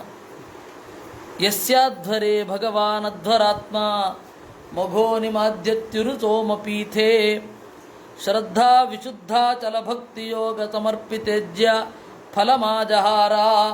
ಅವನ ಯಾಗದಲ್ಲಿ ಸಲ್ಲಿಸಿದ ಸೋಮದಿಂದ ಇಂದ್ರ ಪ್ರೀತನಾಗ್ತಾ ಇದ್ದ ಅಂತೆ. ದೇವರು ತಾನೇ ಬಂದು ಹವಿಸ್ಸನ್ನು ಸ್ವೀಕರಿಸಿ ಬೇಕಾದದ್ದನ್ನು ಕೊಡ್ತಾ ಇದ್ದ ಅಂತೆ. ಯತ್ ಪ್ರೀಣನಾದ್ ಬರ್ಹಿಚಿ ದೇವತಿರಿಯಂಗ್ ಮನುಷ್ಯ ವೀರು ತೃಣಮಾವಿರಿಂಚಾತ್ ಪ್ರಿಯೇತ ಸದ್ಯ ಸಹ ವಿಶ್ವಜೀವ ಪ್ರೀತಸ್ವಯಂ ಪ್ರೀತಿಮಗಾದ್ಗಯಸ್ಯ. ಯಾರನ್ನು ಪ್ರೀತಿಗೊಳಿಸಿದರೆ ಎಲ್ಲರೂ ಕೂಡ ದೇವತೆಗಳು, ತಿರ್ಯಕ್ ಪ್ರಾಣಿಗಳು, ಮನುಷ್ಯರು, ಬಳ್ಳಿ ಮೊದಲಾದವುಗಳ ಅಭಿಮಾನಿ ಜೀವರು, ಹುಲ್ಲು ಮೊದಲಾದವುಗಳಲ್ಲಿರುವ ಕ್ಷುದ್ರ ಜೀವರು ಮೊದಲಾದವರೆಲ್ಲ ಉತ್ಕಟವಾಗಿ ನಮ್ಮನ್ನು ಪ್ರೀತಿಸ್ತಾರೋ ಅಂತಹ ಪರಮಾತ್ಮ ತಾನೇ ಇವನಿಗೆ ಒಲಿದು ಬಂದ ಅಂದರೆ ಮುಗಿತಲ್ಲ. ಗಯಾ ಜಯಂತ್ಯಾಂ ಚಿತ್ರರಥಃ ಸ್ವಾತಿ ಅವರೋಧನ ಇತಿ ತ್ರಯಪುತ್ರಾ. ಈ ತರಹದ ಗಯ ಅವನಿಗೆ ಹೆಂಡತಿ ಜಯಂತಿ ಅಂತ. ಅವಳಲ್ಲಿ 3 ಜನ ಮಕ್ಕಳು, ಚಿತ್ರರಥ, ಸ್ವಾತಿ, ಅವರೋಧನ ಅಂತ. ಚಿತ್ರರಥನಿಗೆ ಊರ್ಜೆಯಲ್ಲಿ ಒಬ್ಬ ಮಗ ಹುಟ್ಟಿದ, ಸಮ್ರಾಟ್ ಅಂತ. ಆ ಸಮ್ರಾಟಿಗೆ ಉತ್ಕಲ ಅನ್ನುವ ಹುಡುಗಿಯಲ್ಲಿ ಮರೀಚಿ ಅನ್ನುವವ ಹುಟ್ಟಿದ. ಮರೀಚಿಗೆ ಬಿಂದುಮತಿಯಲ್ಲಿ ಬಿಂದುಮಾನ್ ಅನ್ನುವವ ಹುಟ್ಟಿದ. ತಸ್ಮಾತ್ ಸುಷೇಣಾಯಾಂ ಮಧುರ್ನಾಮ ಅಭವತ್. ಅವನ ಹೆಂಡತಿ ಸುಷೇಣ ಅಂತ. ಅಲ್ಲಿ ಹುಟ್ಟಿದವ ಮಧು. ಮಧೋಹೋ ಸುಮನ್. ಯಾರೋ ಹೇಳ್ತಾ ಇದ್ರು, ಯಾರೋ ಒಬ್ಬರು ಮಧು ಅಂತ ಹೇಳಿ ಅರ್ಧ ಕರಿಬೇಡಿ, ಅದು ಅಸುರನ ಹೆಸರು ಅಂತ. ಹಾಗೇನಿಲ್ಲ, ಮಧು ಅನ್ನೋದು ಒಳ್ಳೆಯವರು ಇಟ್ಕೊಳ್ಬಹುದು. ಯಾರೋ ಮಧುಸೂದನ ಅಂತಿದ್ರಂತೆ, ಅವ್ರ ತಾಯಿ ಹೇಳ್ತಾ ಇದ್ರಂತೆ, ಅಲ್ಲ ಮಧು ಮಧು ಅಂತ ಕರೆದ್ರೆ ಅದು ಅಸುರನ ಹೆಸರು ಅಂತ. ಹಾಗೇನಿಲ್ಲ, ಮಧು ಅಂತ ಹೇಳಿ ಅದು ಒಳ್ಳೆಯವನ ಹೆಸರು ಕೂಡ. ನೋಡಿ, ಋಷಭನಾಮಕ ಪರಮಾತ್ಮನ ಪರಂಪರೆಯಲ್ಲಿ ಬಂದವ ಮಧು. ಆ ಮಧುವಿಗೆ ಸುಮನಸಿ ಅಂತನ್ನುವವಳಲ್ಲಿ ವೀರವ್ರತ ಅನ್ನೋನು ಹುಟ್ಟಿದ. ಆ ವೀರವ್ರತನಿಗೆ ಭೋಜ ಅನ್ನುವವರಲ್ಲಿ 2 ಮಕ್ಕಳು, ಮನ್ಯು ಮತ್ತು ಪ್ರಮನ್ಯು ಅಂತ. ಆ ಮನ್ಯುವಿಗೆ ಸತ್ಯಯಲ್ಲಿ ಭುವನ ಅನ್ನೋನು ಹುಟ್ಟಿದ. ಹಾಗೆ ಹುಟ್ಟಿದವನು ತ್ವಷ್ಟ, ಬೇರೆ ಯಾರೂ ಅಲ್ಲ, ದೇವತೆಗಳ ಬಡಗಿ. ಅದಕ್ಕೆ ಭುವನಃ ತ್ವಷ್ಟ ವಿಶ್ವಕರ್ಮ, ಭುವನಃ ಋಷಿ ಅಂತ ಹೇಳ್ತಾರೆ. ಯಾಕೆಂದರೆ ಭುವನನ ಮಗ. ಆದ್ದರಿಂದ ಆ ತ್ವಷ್ಟುವಿಗೆ ವಿರೋಚನ ಅನ್ನುವವಳಲ್ಲಿ ವಿರಜ ಅನ್ನುವವನು ಹುಟ್ಟಿದ. ಆ ವಿರಜನಿಗೆ ಶತಜಿತ್ ಮೊದಲಾದ 100 ಜನ ಮಕ್ಕಳು. ಹೀಗೆ ಪ್ರಯವ್ರತ ಮಿಮಂ ವಂಶಂ ವಿರಜಶ್ಚರಮೋದ್ಭವ. ಪ್ರಿಯವ್ರತ ರಾಜನ ವಂಶ ವಿರಜನೊಂದಿಗೆ ಕೊನೆಗೊಂಡಿತು. ಅಕರೋದತ್ಯಲಂ ಕೀರ್ತ್ಯ ವಿಷ್ಣು ಸುರಗಣಂ ಯಥಾ. ದೇವರು ತಾನು ಅವತರಿಸಿ ಪ್ರಿಯವ್ರತ ರಾಜನ ವಂಶದಲ್ಲಿ, ಪ್ರಿಯವ್ರತನ ಮಗ ಆಗ್ನಿಧ್ರ, ಆಗ್ನಿಧ್ರನ ಮಗ ನಾಭಿಯ ಮಗ ಋಷಭನಿಂದ ಈ ಪರಂಪರೆಯನ್ನು ನೋಡಿದೆವು. ಹೀಗೆ ಒಳಿತು ಮಾಡಿದ ಅಂತನ್ನುವಲ್ಲಿಗೆ ಪಂಚದಶೋಧ್ಯಾಯ. ನಮ್ಮ ಭೂಷಣ ಕವಿಯವರು ಅತ್ಯಂತ ಯೋಗ್ಯವಾದ ಒಂದು ಸಲಹೆ ಅಥವಾ ಸೂಚನೆ, ಏನು ಬೇಕಾದರೂ ಇಟ್ಕೊಳ್ಳಿ, ವಿದ್ಯಾಮಾನ್ಯರ ಬಗೆಗೆ ಹೇಳಿ ದಯವಿಟ್ಟು ಅಂತ. ಅದನ್ನು ಮಾಡ್ತೇನೆ, ಮತ್ತೆ ಮಾಡ್ತೇನೆ ದಿಲೀಪ್ ಅವರು. ನಾಳೆ ಭಾಷ್ಯವನ್ನು ಸೇರಿಸಿ ಹೇಳ್ತೇನೆ. ವಿದ್ಯಾಮಾನ್ಯರ ಬಗೆಗೆ ಹೇಳಿ ಇವತ್ತು ಅವರ ಆರಾಧನೆ ಅಂತ. ನಮಗೆ ವಿದ್ಯಾಮಾನ್ಯರು ಪದೇ ಪದೇ ನೆನಪಾಗೋದು ಅವರ ನಿರಂತರವಾದ ಕಲಿಕೆ. ಅವರು ಯಾವತ್ತೂ ನಾನು ಕಲಿತವಾ ಅಂತ ಹೇಳಿ ಕೂಡಲಿಲ್ಲ, ನಿರಂತರವಾಗಿ ವಿಮರ್ಶೆ ಮಾಡ್ತಾ ಇದ್ರು. ಸಾಯುವ ಕೆಲವು ದಿವಸಗಳ ಹಿಂದೆ ಐತರೇಯ ಉಪನಿಷತ್ತನ್ನು ಅವರು ಬೈಹಾರ್ಟ್ ಮಾಡ್ತಾ ಯಾವುದೋ ಒಬ್ಬ ಹುಡುಗನನ್ನು ಕರೆಸಿ, ಅಥವಾ ಅಲ್ಲಿ ಯಾರಿರ್ತಾರೋ ಅಲ್ಲಿ ನೀನು ನೋಡಿಕೊಂಡಿರು ನಾನು ಸರಿಯಾಗಿ ಹೇಳ್ತೇನೆ ಅಂತ ಅದನ್ನು ಬಾಯ್ಪಾಠ ಮಾಡ್ತಾ ಇದ್ರು. ಇನ್ನು ಚಂದ್ರಿಕಾದ 2ನೇ ಅಧ್ಯಾಯ 2ನೇ ಪಾದದ ಪ್ರಾಸ್ತಾವಿಕ ಭಾಗ ಬಹಳ ಇಷ್ಟ ಅವರಿಗೆ. ಅದನ್ನು ಬಹಳ ಅವರು ಹೊಡಿತಾ ಇದ್ರು. ಅವರಿಗೆ ವಯೋ ಸಹಜವಾಗಿ ಕೆಲವೊಂದೆಲ್ಲ ಮರ್ತೋಗ್ತಾ ಇತ್ತು. ಆಗ ನನಗೆ ಮರ್ತೋಗಿದೆ ಅಂತ ಹೇಳಲಿಕ್ಕೆ ಯಾವುದೇ ಸಂಕೋಚ ಅನುಭವಿಸ್ತಾ ಇರಲಿಲ್ಲ. ನನಗಿದು ಗೊತ್ತಿಲ್ಲ ಅಂತ ನಾವು ಮರ್ತೋಗಿದೆ ಅಂತ ಕೂಡ ಹೇಳ್ತಾ ಇರಲಿಲ್ಲ. ನನಗೆ ಅದು ಗೊತ್ತಿಲ್ಲ, ತಿಳ್ಕೊಂಡು ಹೇಳ್ತೇನೆ ಅಂತ ಅನ್ನೋರು. ಅವರು ಸತ್ಯನಿಷ್ಠರರು. ಅಲೂಕ್ಷಾ ಧರ್ಮ ಕಾಮಾಸ್ಯು ಯಥಾತೆ ತತ್ರ ವರ್ತೇರನ್ ತಥಾ ತತ್ರ ವರ್ತೇತಾ ಯೇ ಚ ಆದೇಶಃ ಯೇ ಚ ಉಪದೇಶಃ ಯೇಷಾ ವೇದೋಪನಿಷತ್ ಅಂತ ಹೇಳೋದು. ಅಲೂಕ್ಷ, ಉಗ್ರರಾಗಿರಬೇಕು ಅಂತ ಇಲ್ಲ. ಸತ್ಯವನ್ನು ತಿಳ್ಕೊಳ್ತೇವೆ ಅಂತಂದ ಕೂಡಲೇ ಮುಖ ಗಂಟಿಕ್ಕೊಳ್ಬೇಕಾಗೇನಿಲ್ಲ. ಅಲೂಕ್ಷಾಹ ಧರ್ಮಕಾಮ, ಸತ್ಯವನ್ನು ಬಯಸಿ ಇದ್ರು. ಅವರು ಹೇಗಿರ್ತಾರೋ ನೀನಲ್ಲಿ ಹಾಗಿದ್ದುಬಿಡು, ಅದು ನಿನಗೆ ಶ್ರೇಯಸ್ಸು ಅಂತ ಉಪನಿಷತ್ತು ಹೇಳುತ್ತೆ. ಆ ತರಹದ ಧರ್ಮಕಾಮರಲ್ಲಿ ಅವರೊಬ್ಬರು. ಕಂಚಿ ಪರಮಾಚಾರ್ಯರ ಹತ್ರ ಅವರೊಮ್ಮೆ ಮಾಯಾವಾದದ ಬಗ್ಗೆ ಅನೇಕ ಆಕ್ಷೇಪಗಳನ್ನು ಮಾಡಿ ನನಗಿದಕ್ಕೆ ಉತ್ತರ ಬೇಕು ಇವತ್ತು. ಒಂದೊಮ್ಮೆ ಮಧ್ವಾಚಾರ್ಯರ ಸಿದ್ಧಾಂತ ಸರಿಯಲ್ಲ ಅಂತ ಆದರೆ ಅದನ್ನು ನಾನು ಬದಲಾಯಿಸ್ಲಿಕ್ಕೆ ತಯಾರಿದ್ದೇನೆ ಅಂತಂದ್ರು ಅವರು. ಆ ಥರ ಯಾರು ಹೇಳ್ತಾರೆ? ಅವ್ರಿಗೆ ಅಷ್ಟು ಖಾತ್ರಿ ಇಲ್ಲವೇ ಇಲ್ಲ, ಇದು ಸರಿ. ಹಾಗೇನಾದರೂ ನೀವು ದೋಷವನ್ನು ತೋರಿಸಿದರೆ ನಾನು ಬದಲಾಗ್ತೇನೆ ಅಂತಂದರು. ಆಗಿನ ಕಾಲದಲ್ಲಿ 1 ಲಕ್ಷ ರೂಪಾಯಿ ಬಹುಮಾನ. ಯಾರಾದರೂ ಬೇಕಾದರೂ ಬಂದು ಹೇಳಬಹುದು, ಇಲ್ಲಿ ನನಗೆ ಇರುವ ಅನುಪಪತ್ತಿಗಳನ್ನು ಪರಿಹಾರ ಮಾಡಿದ್ರೆ 1 ಲಕ್ಷ ಬಹುಮಾನ ಕೊಡ್ತೇನೆ ಅಂದರೆ ಯಾರೂ ಬರಲಿಲ್ಲ. ಅದು ಬೇರೆ. ಅಂದರೆ ಸತ್ಯದ ಬಗ್ಗೆ ಅಷ್ಟು ದೀಕ್ಷೆ, ನನಗೆ ಬೇಕಿದು ಅಂತ ಅವರು ಕಂಚಿ ಪರಮಾಚಾರ್ಯರ ಹತ್ರ ಕೇಳಿದ್ರು. ಹಾಗೆ ಕೇಳಿದಾಗ ಅವರು ಕಂಚಿ ಪರಮಾಚಾರ್ಯರು ಬಹಳ ಸಹೃದಯರು, ಅವರು ಕೂಡ ಮಹನೀಯರು. ಅರ್ಧ ಗಂಟೆ ಏನು ಮಾತಾಡಲಿಲ್ಲ. ಒಳಗಡೆ ಮಂಥನ ನಡೀತಾ ಇತ್ತು. ಇವರು ಅರ್ಧ ಗಂಟೆಯಲ್ಲಿ ಮತ್ತೆ ಮಾತನಾಡಲಿಲ್ಲ. ನನ್ನ ಪ್ರಶ್ನೆ ಅವರ ಯೋಚನೆಗೆ ಆಹಾರ ಆಗಿದೆ ಅಂತ ಗೊತ್ತಾಗಿ ಅಲ್ಲಿ ಸುಮ್ಮನೆ ಕೂತಿದ್ರು.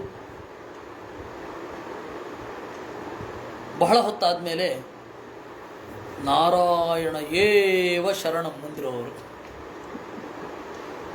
ಇನ್ನೇನು ಮಾತೇ ಇಲ್ಲ. ವಿದ್ಯಾಮಾನ್ಯರು ಕೇಳಿದ್ದು ಹಾಗೆ, ನೀವು ಭರತ ಪರಂಪರೆಯಲ್ಲಿ ಬಂದ ಭರತ ದೇಶದ ಹಿರಿಯ ಸನ್ಯಾಸಿ, ನಾನು ಕಿರಿಯ ಸನ್ಯಾಸಿ.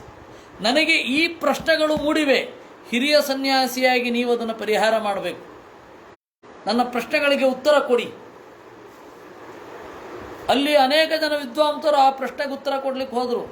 ಇದು ಯಾವ ಉತ್ತರವೂ ಅವರ ಪ್ರಶ್ನೆಗೆ ಸರಿಯಾಗಿ ಕೂಡ್ತಾ ಇಲ್ಲ, ನೀವು ನಿಲ್ಲಿಸಿ ಮಾತು ಅಂತ ಅಂದುಬಿಟ್ರು ಕಂಚಿ ಪರಮಾಚಾರ್ಯ. ಕಡೆಗೆ ಇವರು ಇದು ಕೇಳಿದಾಗ ನಾರಾಯಣ ಏವ ಚರಣಂ ಧನ್ಯೋಸ್ಮಿ ಕೃತಾರ್ಥೋಸ್ಮಿ ಅಂತೇಳಿ ಎದ್ದು ಬಂದರು. ಅಂದರೆ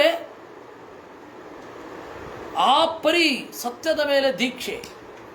ಅವರು ಅಷ್ಟು ಸೀರಿಯಸ್ ಆಗಿ ಭಾಷ್ಯವನ್ನು ತೆಗೆದುಕೊಂಡವರು ಇನ್ನೊಬ್ಬರನ್ನು ನೋಡಿದ್ದು ಸಚ್ಚಿದಾನಂದ ಇದು ಹೊಳೆ ನರಸೀಪುರದ ಸ್ವಾಮಿಗಳು. ಅವರು ಯಾವುದೋ ಭಾಮತಿ ಬಗ್ಗೆ ಬಂದ ಪ್ರಶ್ನೆಯನ್ನು, ಆ ಪ್ರಶ್ನೆಗೆ ಉತ್ತರ ಸಿಗಬೇಕು ಅಂತ ಹೇಳಿ ಇಡೀ ದೇಶ ಸುತ್ತಾಡ್ಬಿಟ್ರು. ಭಾಮತಿಯ ಬಗೆಗೆ ಇಷ್ಟು ನನಗೆ ಅಂದರೆ ಅವರು ಶಂಕರರ ಬಗ್ಗೆ ಹೋಗಲಿಲ್ಲ, ಭಾಮತಿಯ ಬಗ್ಗೆ ಹೋದರು. ನೀವು ಭಾಮತಿಯನ್ನು ಇಟ್ಕೊಳ್ಳದೆ ಹೋದರೆ ಒಳ್ಳೆಯದು, ಶಂಕರರು ಅರ್ಥ ಆಗಲಿಕ್ಕೆ ಭಾಮತಿಯನ್ನು ದೂರ ಮಾಡಿದ್ರೆ ಒಳ್ಳೆಯದು ಅಂತ ಅವರು ಎಲ್ಲರ ಹತ್ರ ಹೋಗಿ ಚರ್ಚೆ ಮಾಡಿಕೊಂಡು ಈ ಪ್ರಶ್ನೆಗೆ ಉತ್ತರ ಬೇಕು ನನಗೆ ಅಂತ ಹೇಳಿ ಸಿಗದೆ ಭಾಮತಿಯನ್ನು ಬಿಡಬೇಕು ಅಂತ ಬರೆದರು. ಶುದ್ಧ ಶಾಂಕರ ಪ್ರಕ್ರಿಯೆ ಭಾಸ್ಕರ ಅಂತ ಒಂದು ಪುಸ್ತಕ ಬರೆದರು ಅವರು. ಭಾಮತಿಯನ್ನು ಬಿಟ್ಟು ನಾವು ಹೇಗೆ ಅರ್ಥ ಮಾಡ್ಕೊಳ್ಬೇಕು, ಭಾಮತಿಯನ್ನು ಇಟ್ಟುಕೊಂಡ್ರೆ ಯಾವ ರೀತಿ ತಪ್ಪರ್ಥ ಆಗತ್ತೆ ಶಾಂಕರ ಭಾಷ್ಯ ಅಂತ ಹೇಳಿ ಅವರು ದೇಶಾದ್ಯಂತ ಆಂದೋಲನ ನಡೆಸಿಬಿಟ್ರು. ಹಾಗೆ ಒಂದು ಭಾಷ್ಯದ ಬಗ್ಗೆ, ಒಂದು ಗ್ರಂಥದ ಬಗ್ಗೆ ಅಷ್ಟು ಸೀರಿಯಸ್. ಹೌದು, ಚಂದ್ರಶೇಖರ ಭಾರತಿ, ತೀರ್ಥ ಇರಲಿಕ್ಕಿಲ್ಲ, ಚಂದ್ರಶೇಖರ ಭಾರತಿಯೋ ಸರಸ್ವತಿ, ಚಂದ್ರಶೇಖರೇಂದ್ರ ಸರಸ್ವತಿ. ಏಕೆಂದರೆ ಕಂಚಿಯಲ್ಲಿ ಇಂದ್ರ ಮತ್ತು ಸರಸ್ವತಿ ಎರಡೆರಡಿರುತ್ತೆ ನೋಡಿ, ಜಯೇಂದ್ರ ಸರಸ್ವತಿ, ವಿಜಯೇಂದ್ರ, ಹಾಗಾಗಿ ಚಂದ್ರಶೇಖರೇಂದ್ರ ಸರಸ್ವತಿ ಅವರು. ಆ ಒಳಗಡೆಯಿಂದ ಬಹಳ ನಿಷ್ಠರಾಗಿ ಇದ್ದರು. ಅವ್ರದ್ದು ಏನು ಅಂತ ಗೊತ್ತಾಗೋದಿಲ್ಲ. ಆದರೆ ಈ ತರಹದ ಸತ್ಯದ ನಿಷ್ಠೆ ಅದು ಬೇಕು. ಒಂದು ಭಾಷ್ಯವನ್ನು, ಒಂದು ಗ್ರಂಥವನ್ನು ಇಷ್ಟು ಸೀರಿಯಸ್ ಆಗಿ ತೆಗೆದುಕೊಳ್ಳೋರು ಉಂಟೆ ಅಂತ ಅನ್ನಿಸಬೇಕು. ಆ ರೀತಿ ಅವರು ಬದುಕಿದ್ರು, ನಮಗದು ಆದರ್ಶ ಆಗಬೇಕು. ಸತ್ಯಪ್ರಿಯತೆ ಅನ್ನೋದು ಬೇಕು. ಅವರು ಆಗಿನ ಕಾಲದ ಶಿವರಾಮ ಕಾರಂತರ ಅಣ್ಣ ಒಬ್ಬರು ಇದ್ದರು, ಕೋಲ ಕಾರಂತ, ಕೋಟ ಲಕ್ಷ್ಮೀನಾರಾಯಣ ಕಾರಂತ ಅಂತ. ಅವರು ಪರಮನಾಸ್ತಿಕರು. ಅಲ್ಲಿ ಕೋಟ ವಾಸುದೇವ ಕಾರಂತರನ್ನು ಬಿಟ್ಟರೆ ಉಳಿದವರೆಲ್ಲ ನಾಸ್ತಿಕರೇ ಅಂತ ನಾವು ಕೇಳೋದು ಹಾಗೆ ಗೊತ್ತಿಲ್ಲ. ಕೋಟ ಶಿವರಾಮ ಕಾರಂತರ ನಾಸ್ತಿಕರು. ಕಡೆ ಕಾಲದಲ್ಲಿ ಏನು ಹೇಳ್ತಾ ಇದ್ದೀನಿ ಅಂತಲೇ ಗೊತ್ತಾಗ್ತಾ ಇರಲಿಲ್ಲ ಅವ್ರಿಗೆ. ಇನ್ನು ಕೋಲ ಕಾರಂತರು ಅವರನ್ನು ಕರೆಯಿಸಿ,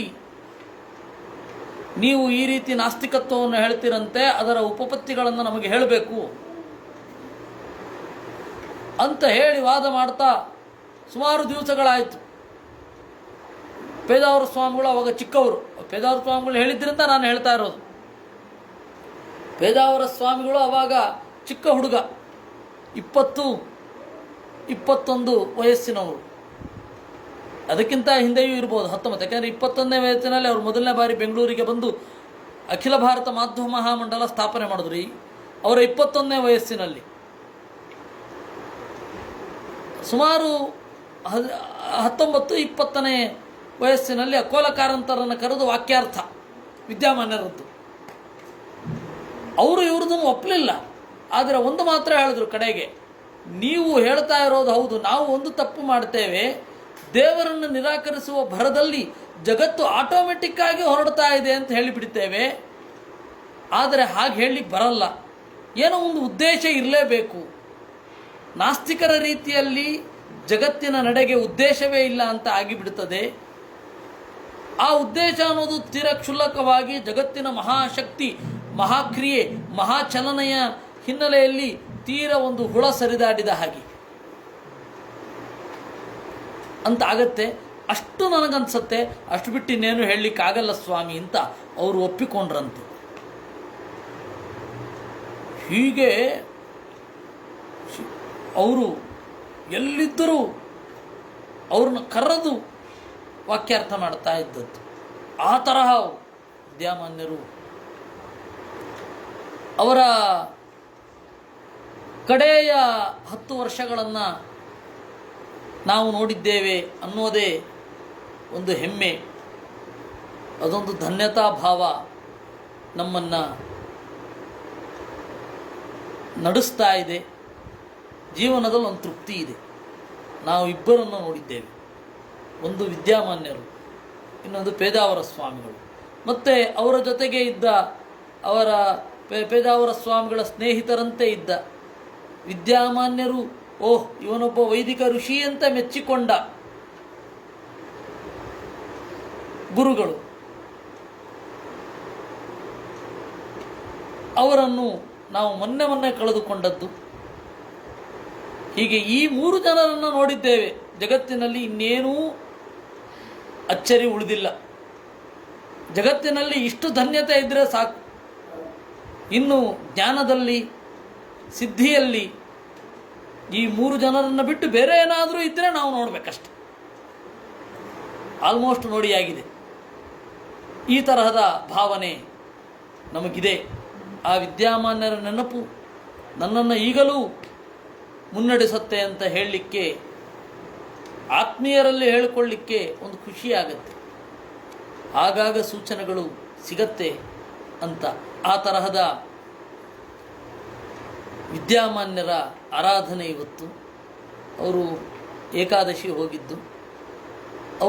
ನಾವು ಯಾವುದೋ ಕಾರಣದಿಂದ ಭಂಡಾರಕೆರೆ ಮಠವನ್ನು ಬಿಟ್ಟು ಬಂದೆವು. ಆಗ ಈಗ ಇರುವ ಸ್ವಾಮಿಗಳು ಹುಡುಗರು ಹೋಗಿದ್ದನ್ನು ಅವರಿಗೆ ತಿಳಿಸುವುದು ಬೇಡ, ಯಾಕೆಂದರೆ ಅವ್ರ ಮೇಲೆ ಅವರಿಗೆ ಪ್ರೀತಿ ಇದೆ ಅಂತ ಹೇಳಿದ್ದು. ಹಾಗೆ ವಿದ್ಯಾಮಾನ್ಯರ ಕಟಾಕ್ಷವನ್ನು ನಾವು ಪಡೆದಿದ್ದೇವೆ. ವಿದ್ಯಾಮಾನ್ಯರ ಆಶೀರ್ವಾದವನ್ನು ನಾವು ಪಡೆದಿದ್ದೇವೆ ಅಂತನ್ನೋದು ನಮ್ಮ ಒಂದು ಧನ್ಯತೆಯ ಕ್ಷಣಗಳಲ್ಲಿ ಒಂದು ಅಂತ ಹೇಳ್ತಾ ಆ ವಿದ್ಯಾಮಾನ್ಯರ ನೆನಪಿನಲ್ಲಿ ಕಳೆಯೋಣ. ಇನ್ನು ದಿಲೀಪ್ ಅವರು ಹೇಳಿದ್ರು, ಭಾಷ್ಯವನ್ನು ಒಂದು ಭಾಗ ಬಿಟ್ಟಿದ್ದೀರಾ ಅಂತ. ನಾನು ಅಂದುಕೊಳ್ತೇನೆ ಬಿಟ್ಟಿಲ್ಲ ಅಂತ. ಯಜ್ಞಾಯ ಯಜ್ಞ ಗಯನ್ ನೃಪಂ ಕಪ್ರತಿಯಾತಿ, ಅದು ಒಂದು ಇದೆ. ಅದನ್ನು ನಾನು ನಾಳೆಯೇ ಹೇಳ್ತೇನೆ. ಹೌದು 15ನೇ ಅಧ್ಯಾಯ 4ನೇ ಇದರಲ್ಲಿ ಇದನ್ನು ಹೇಳಬೇಕಿತ್ತು. ಪ್ರಿಯವ್ರತೋ ಗಯಶ್ಚೈವ ಕರ್ಮದೇವ ಸಮೂ ಗುಣೈಹಿ ಅಂತ. ಅದನ್ನು ನಾನು ನಾಳೆ ನೋಡಿಕೊಂಡು ಹೋಗುವುದು. ಕೃಷ್ಣಾರ್ಪಣ. ಅನೇನ ಭಾವಿಯತ್ ಪುಣ್ಯಂ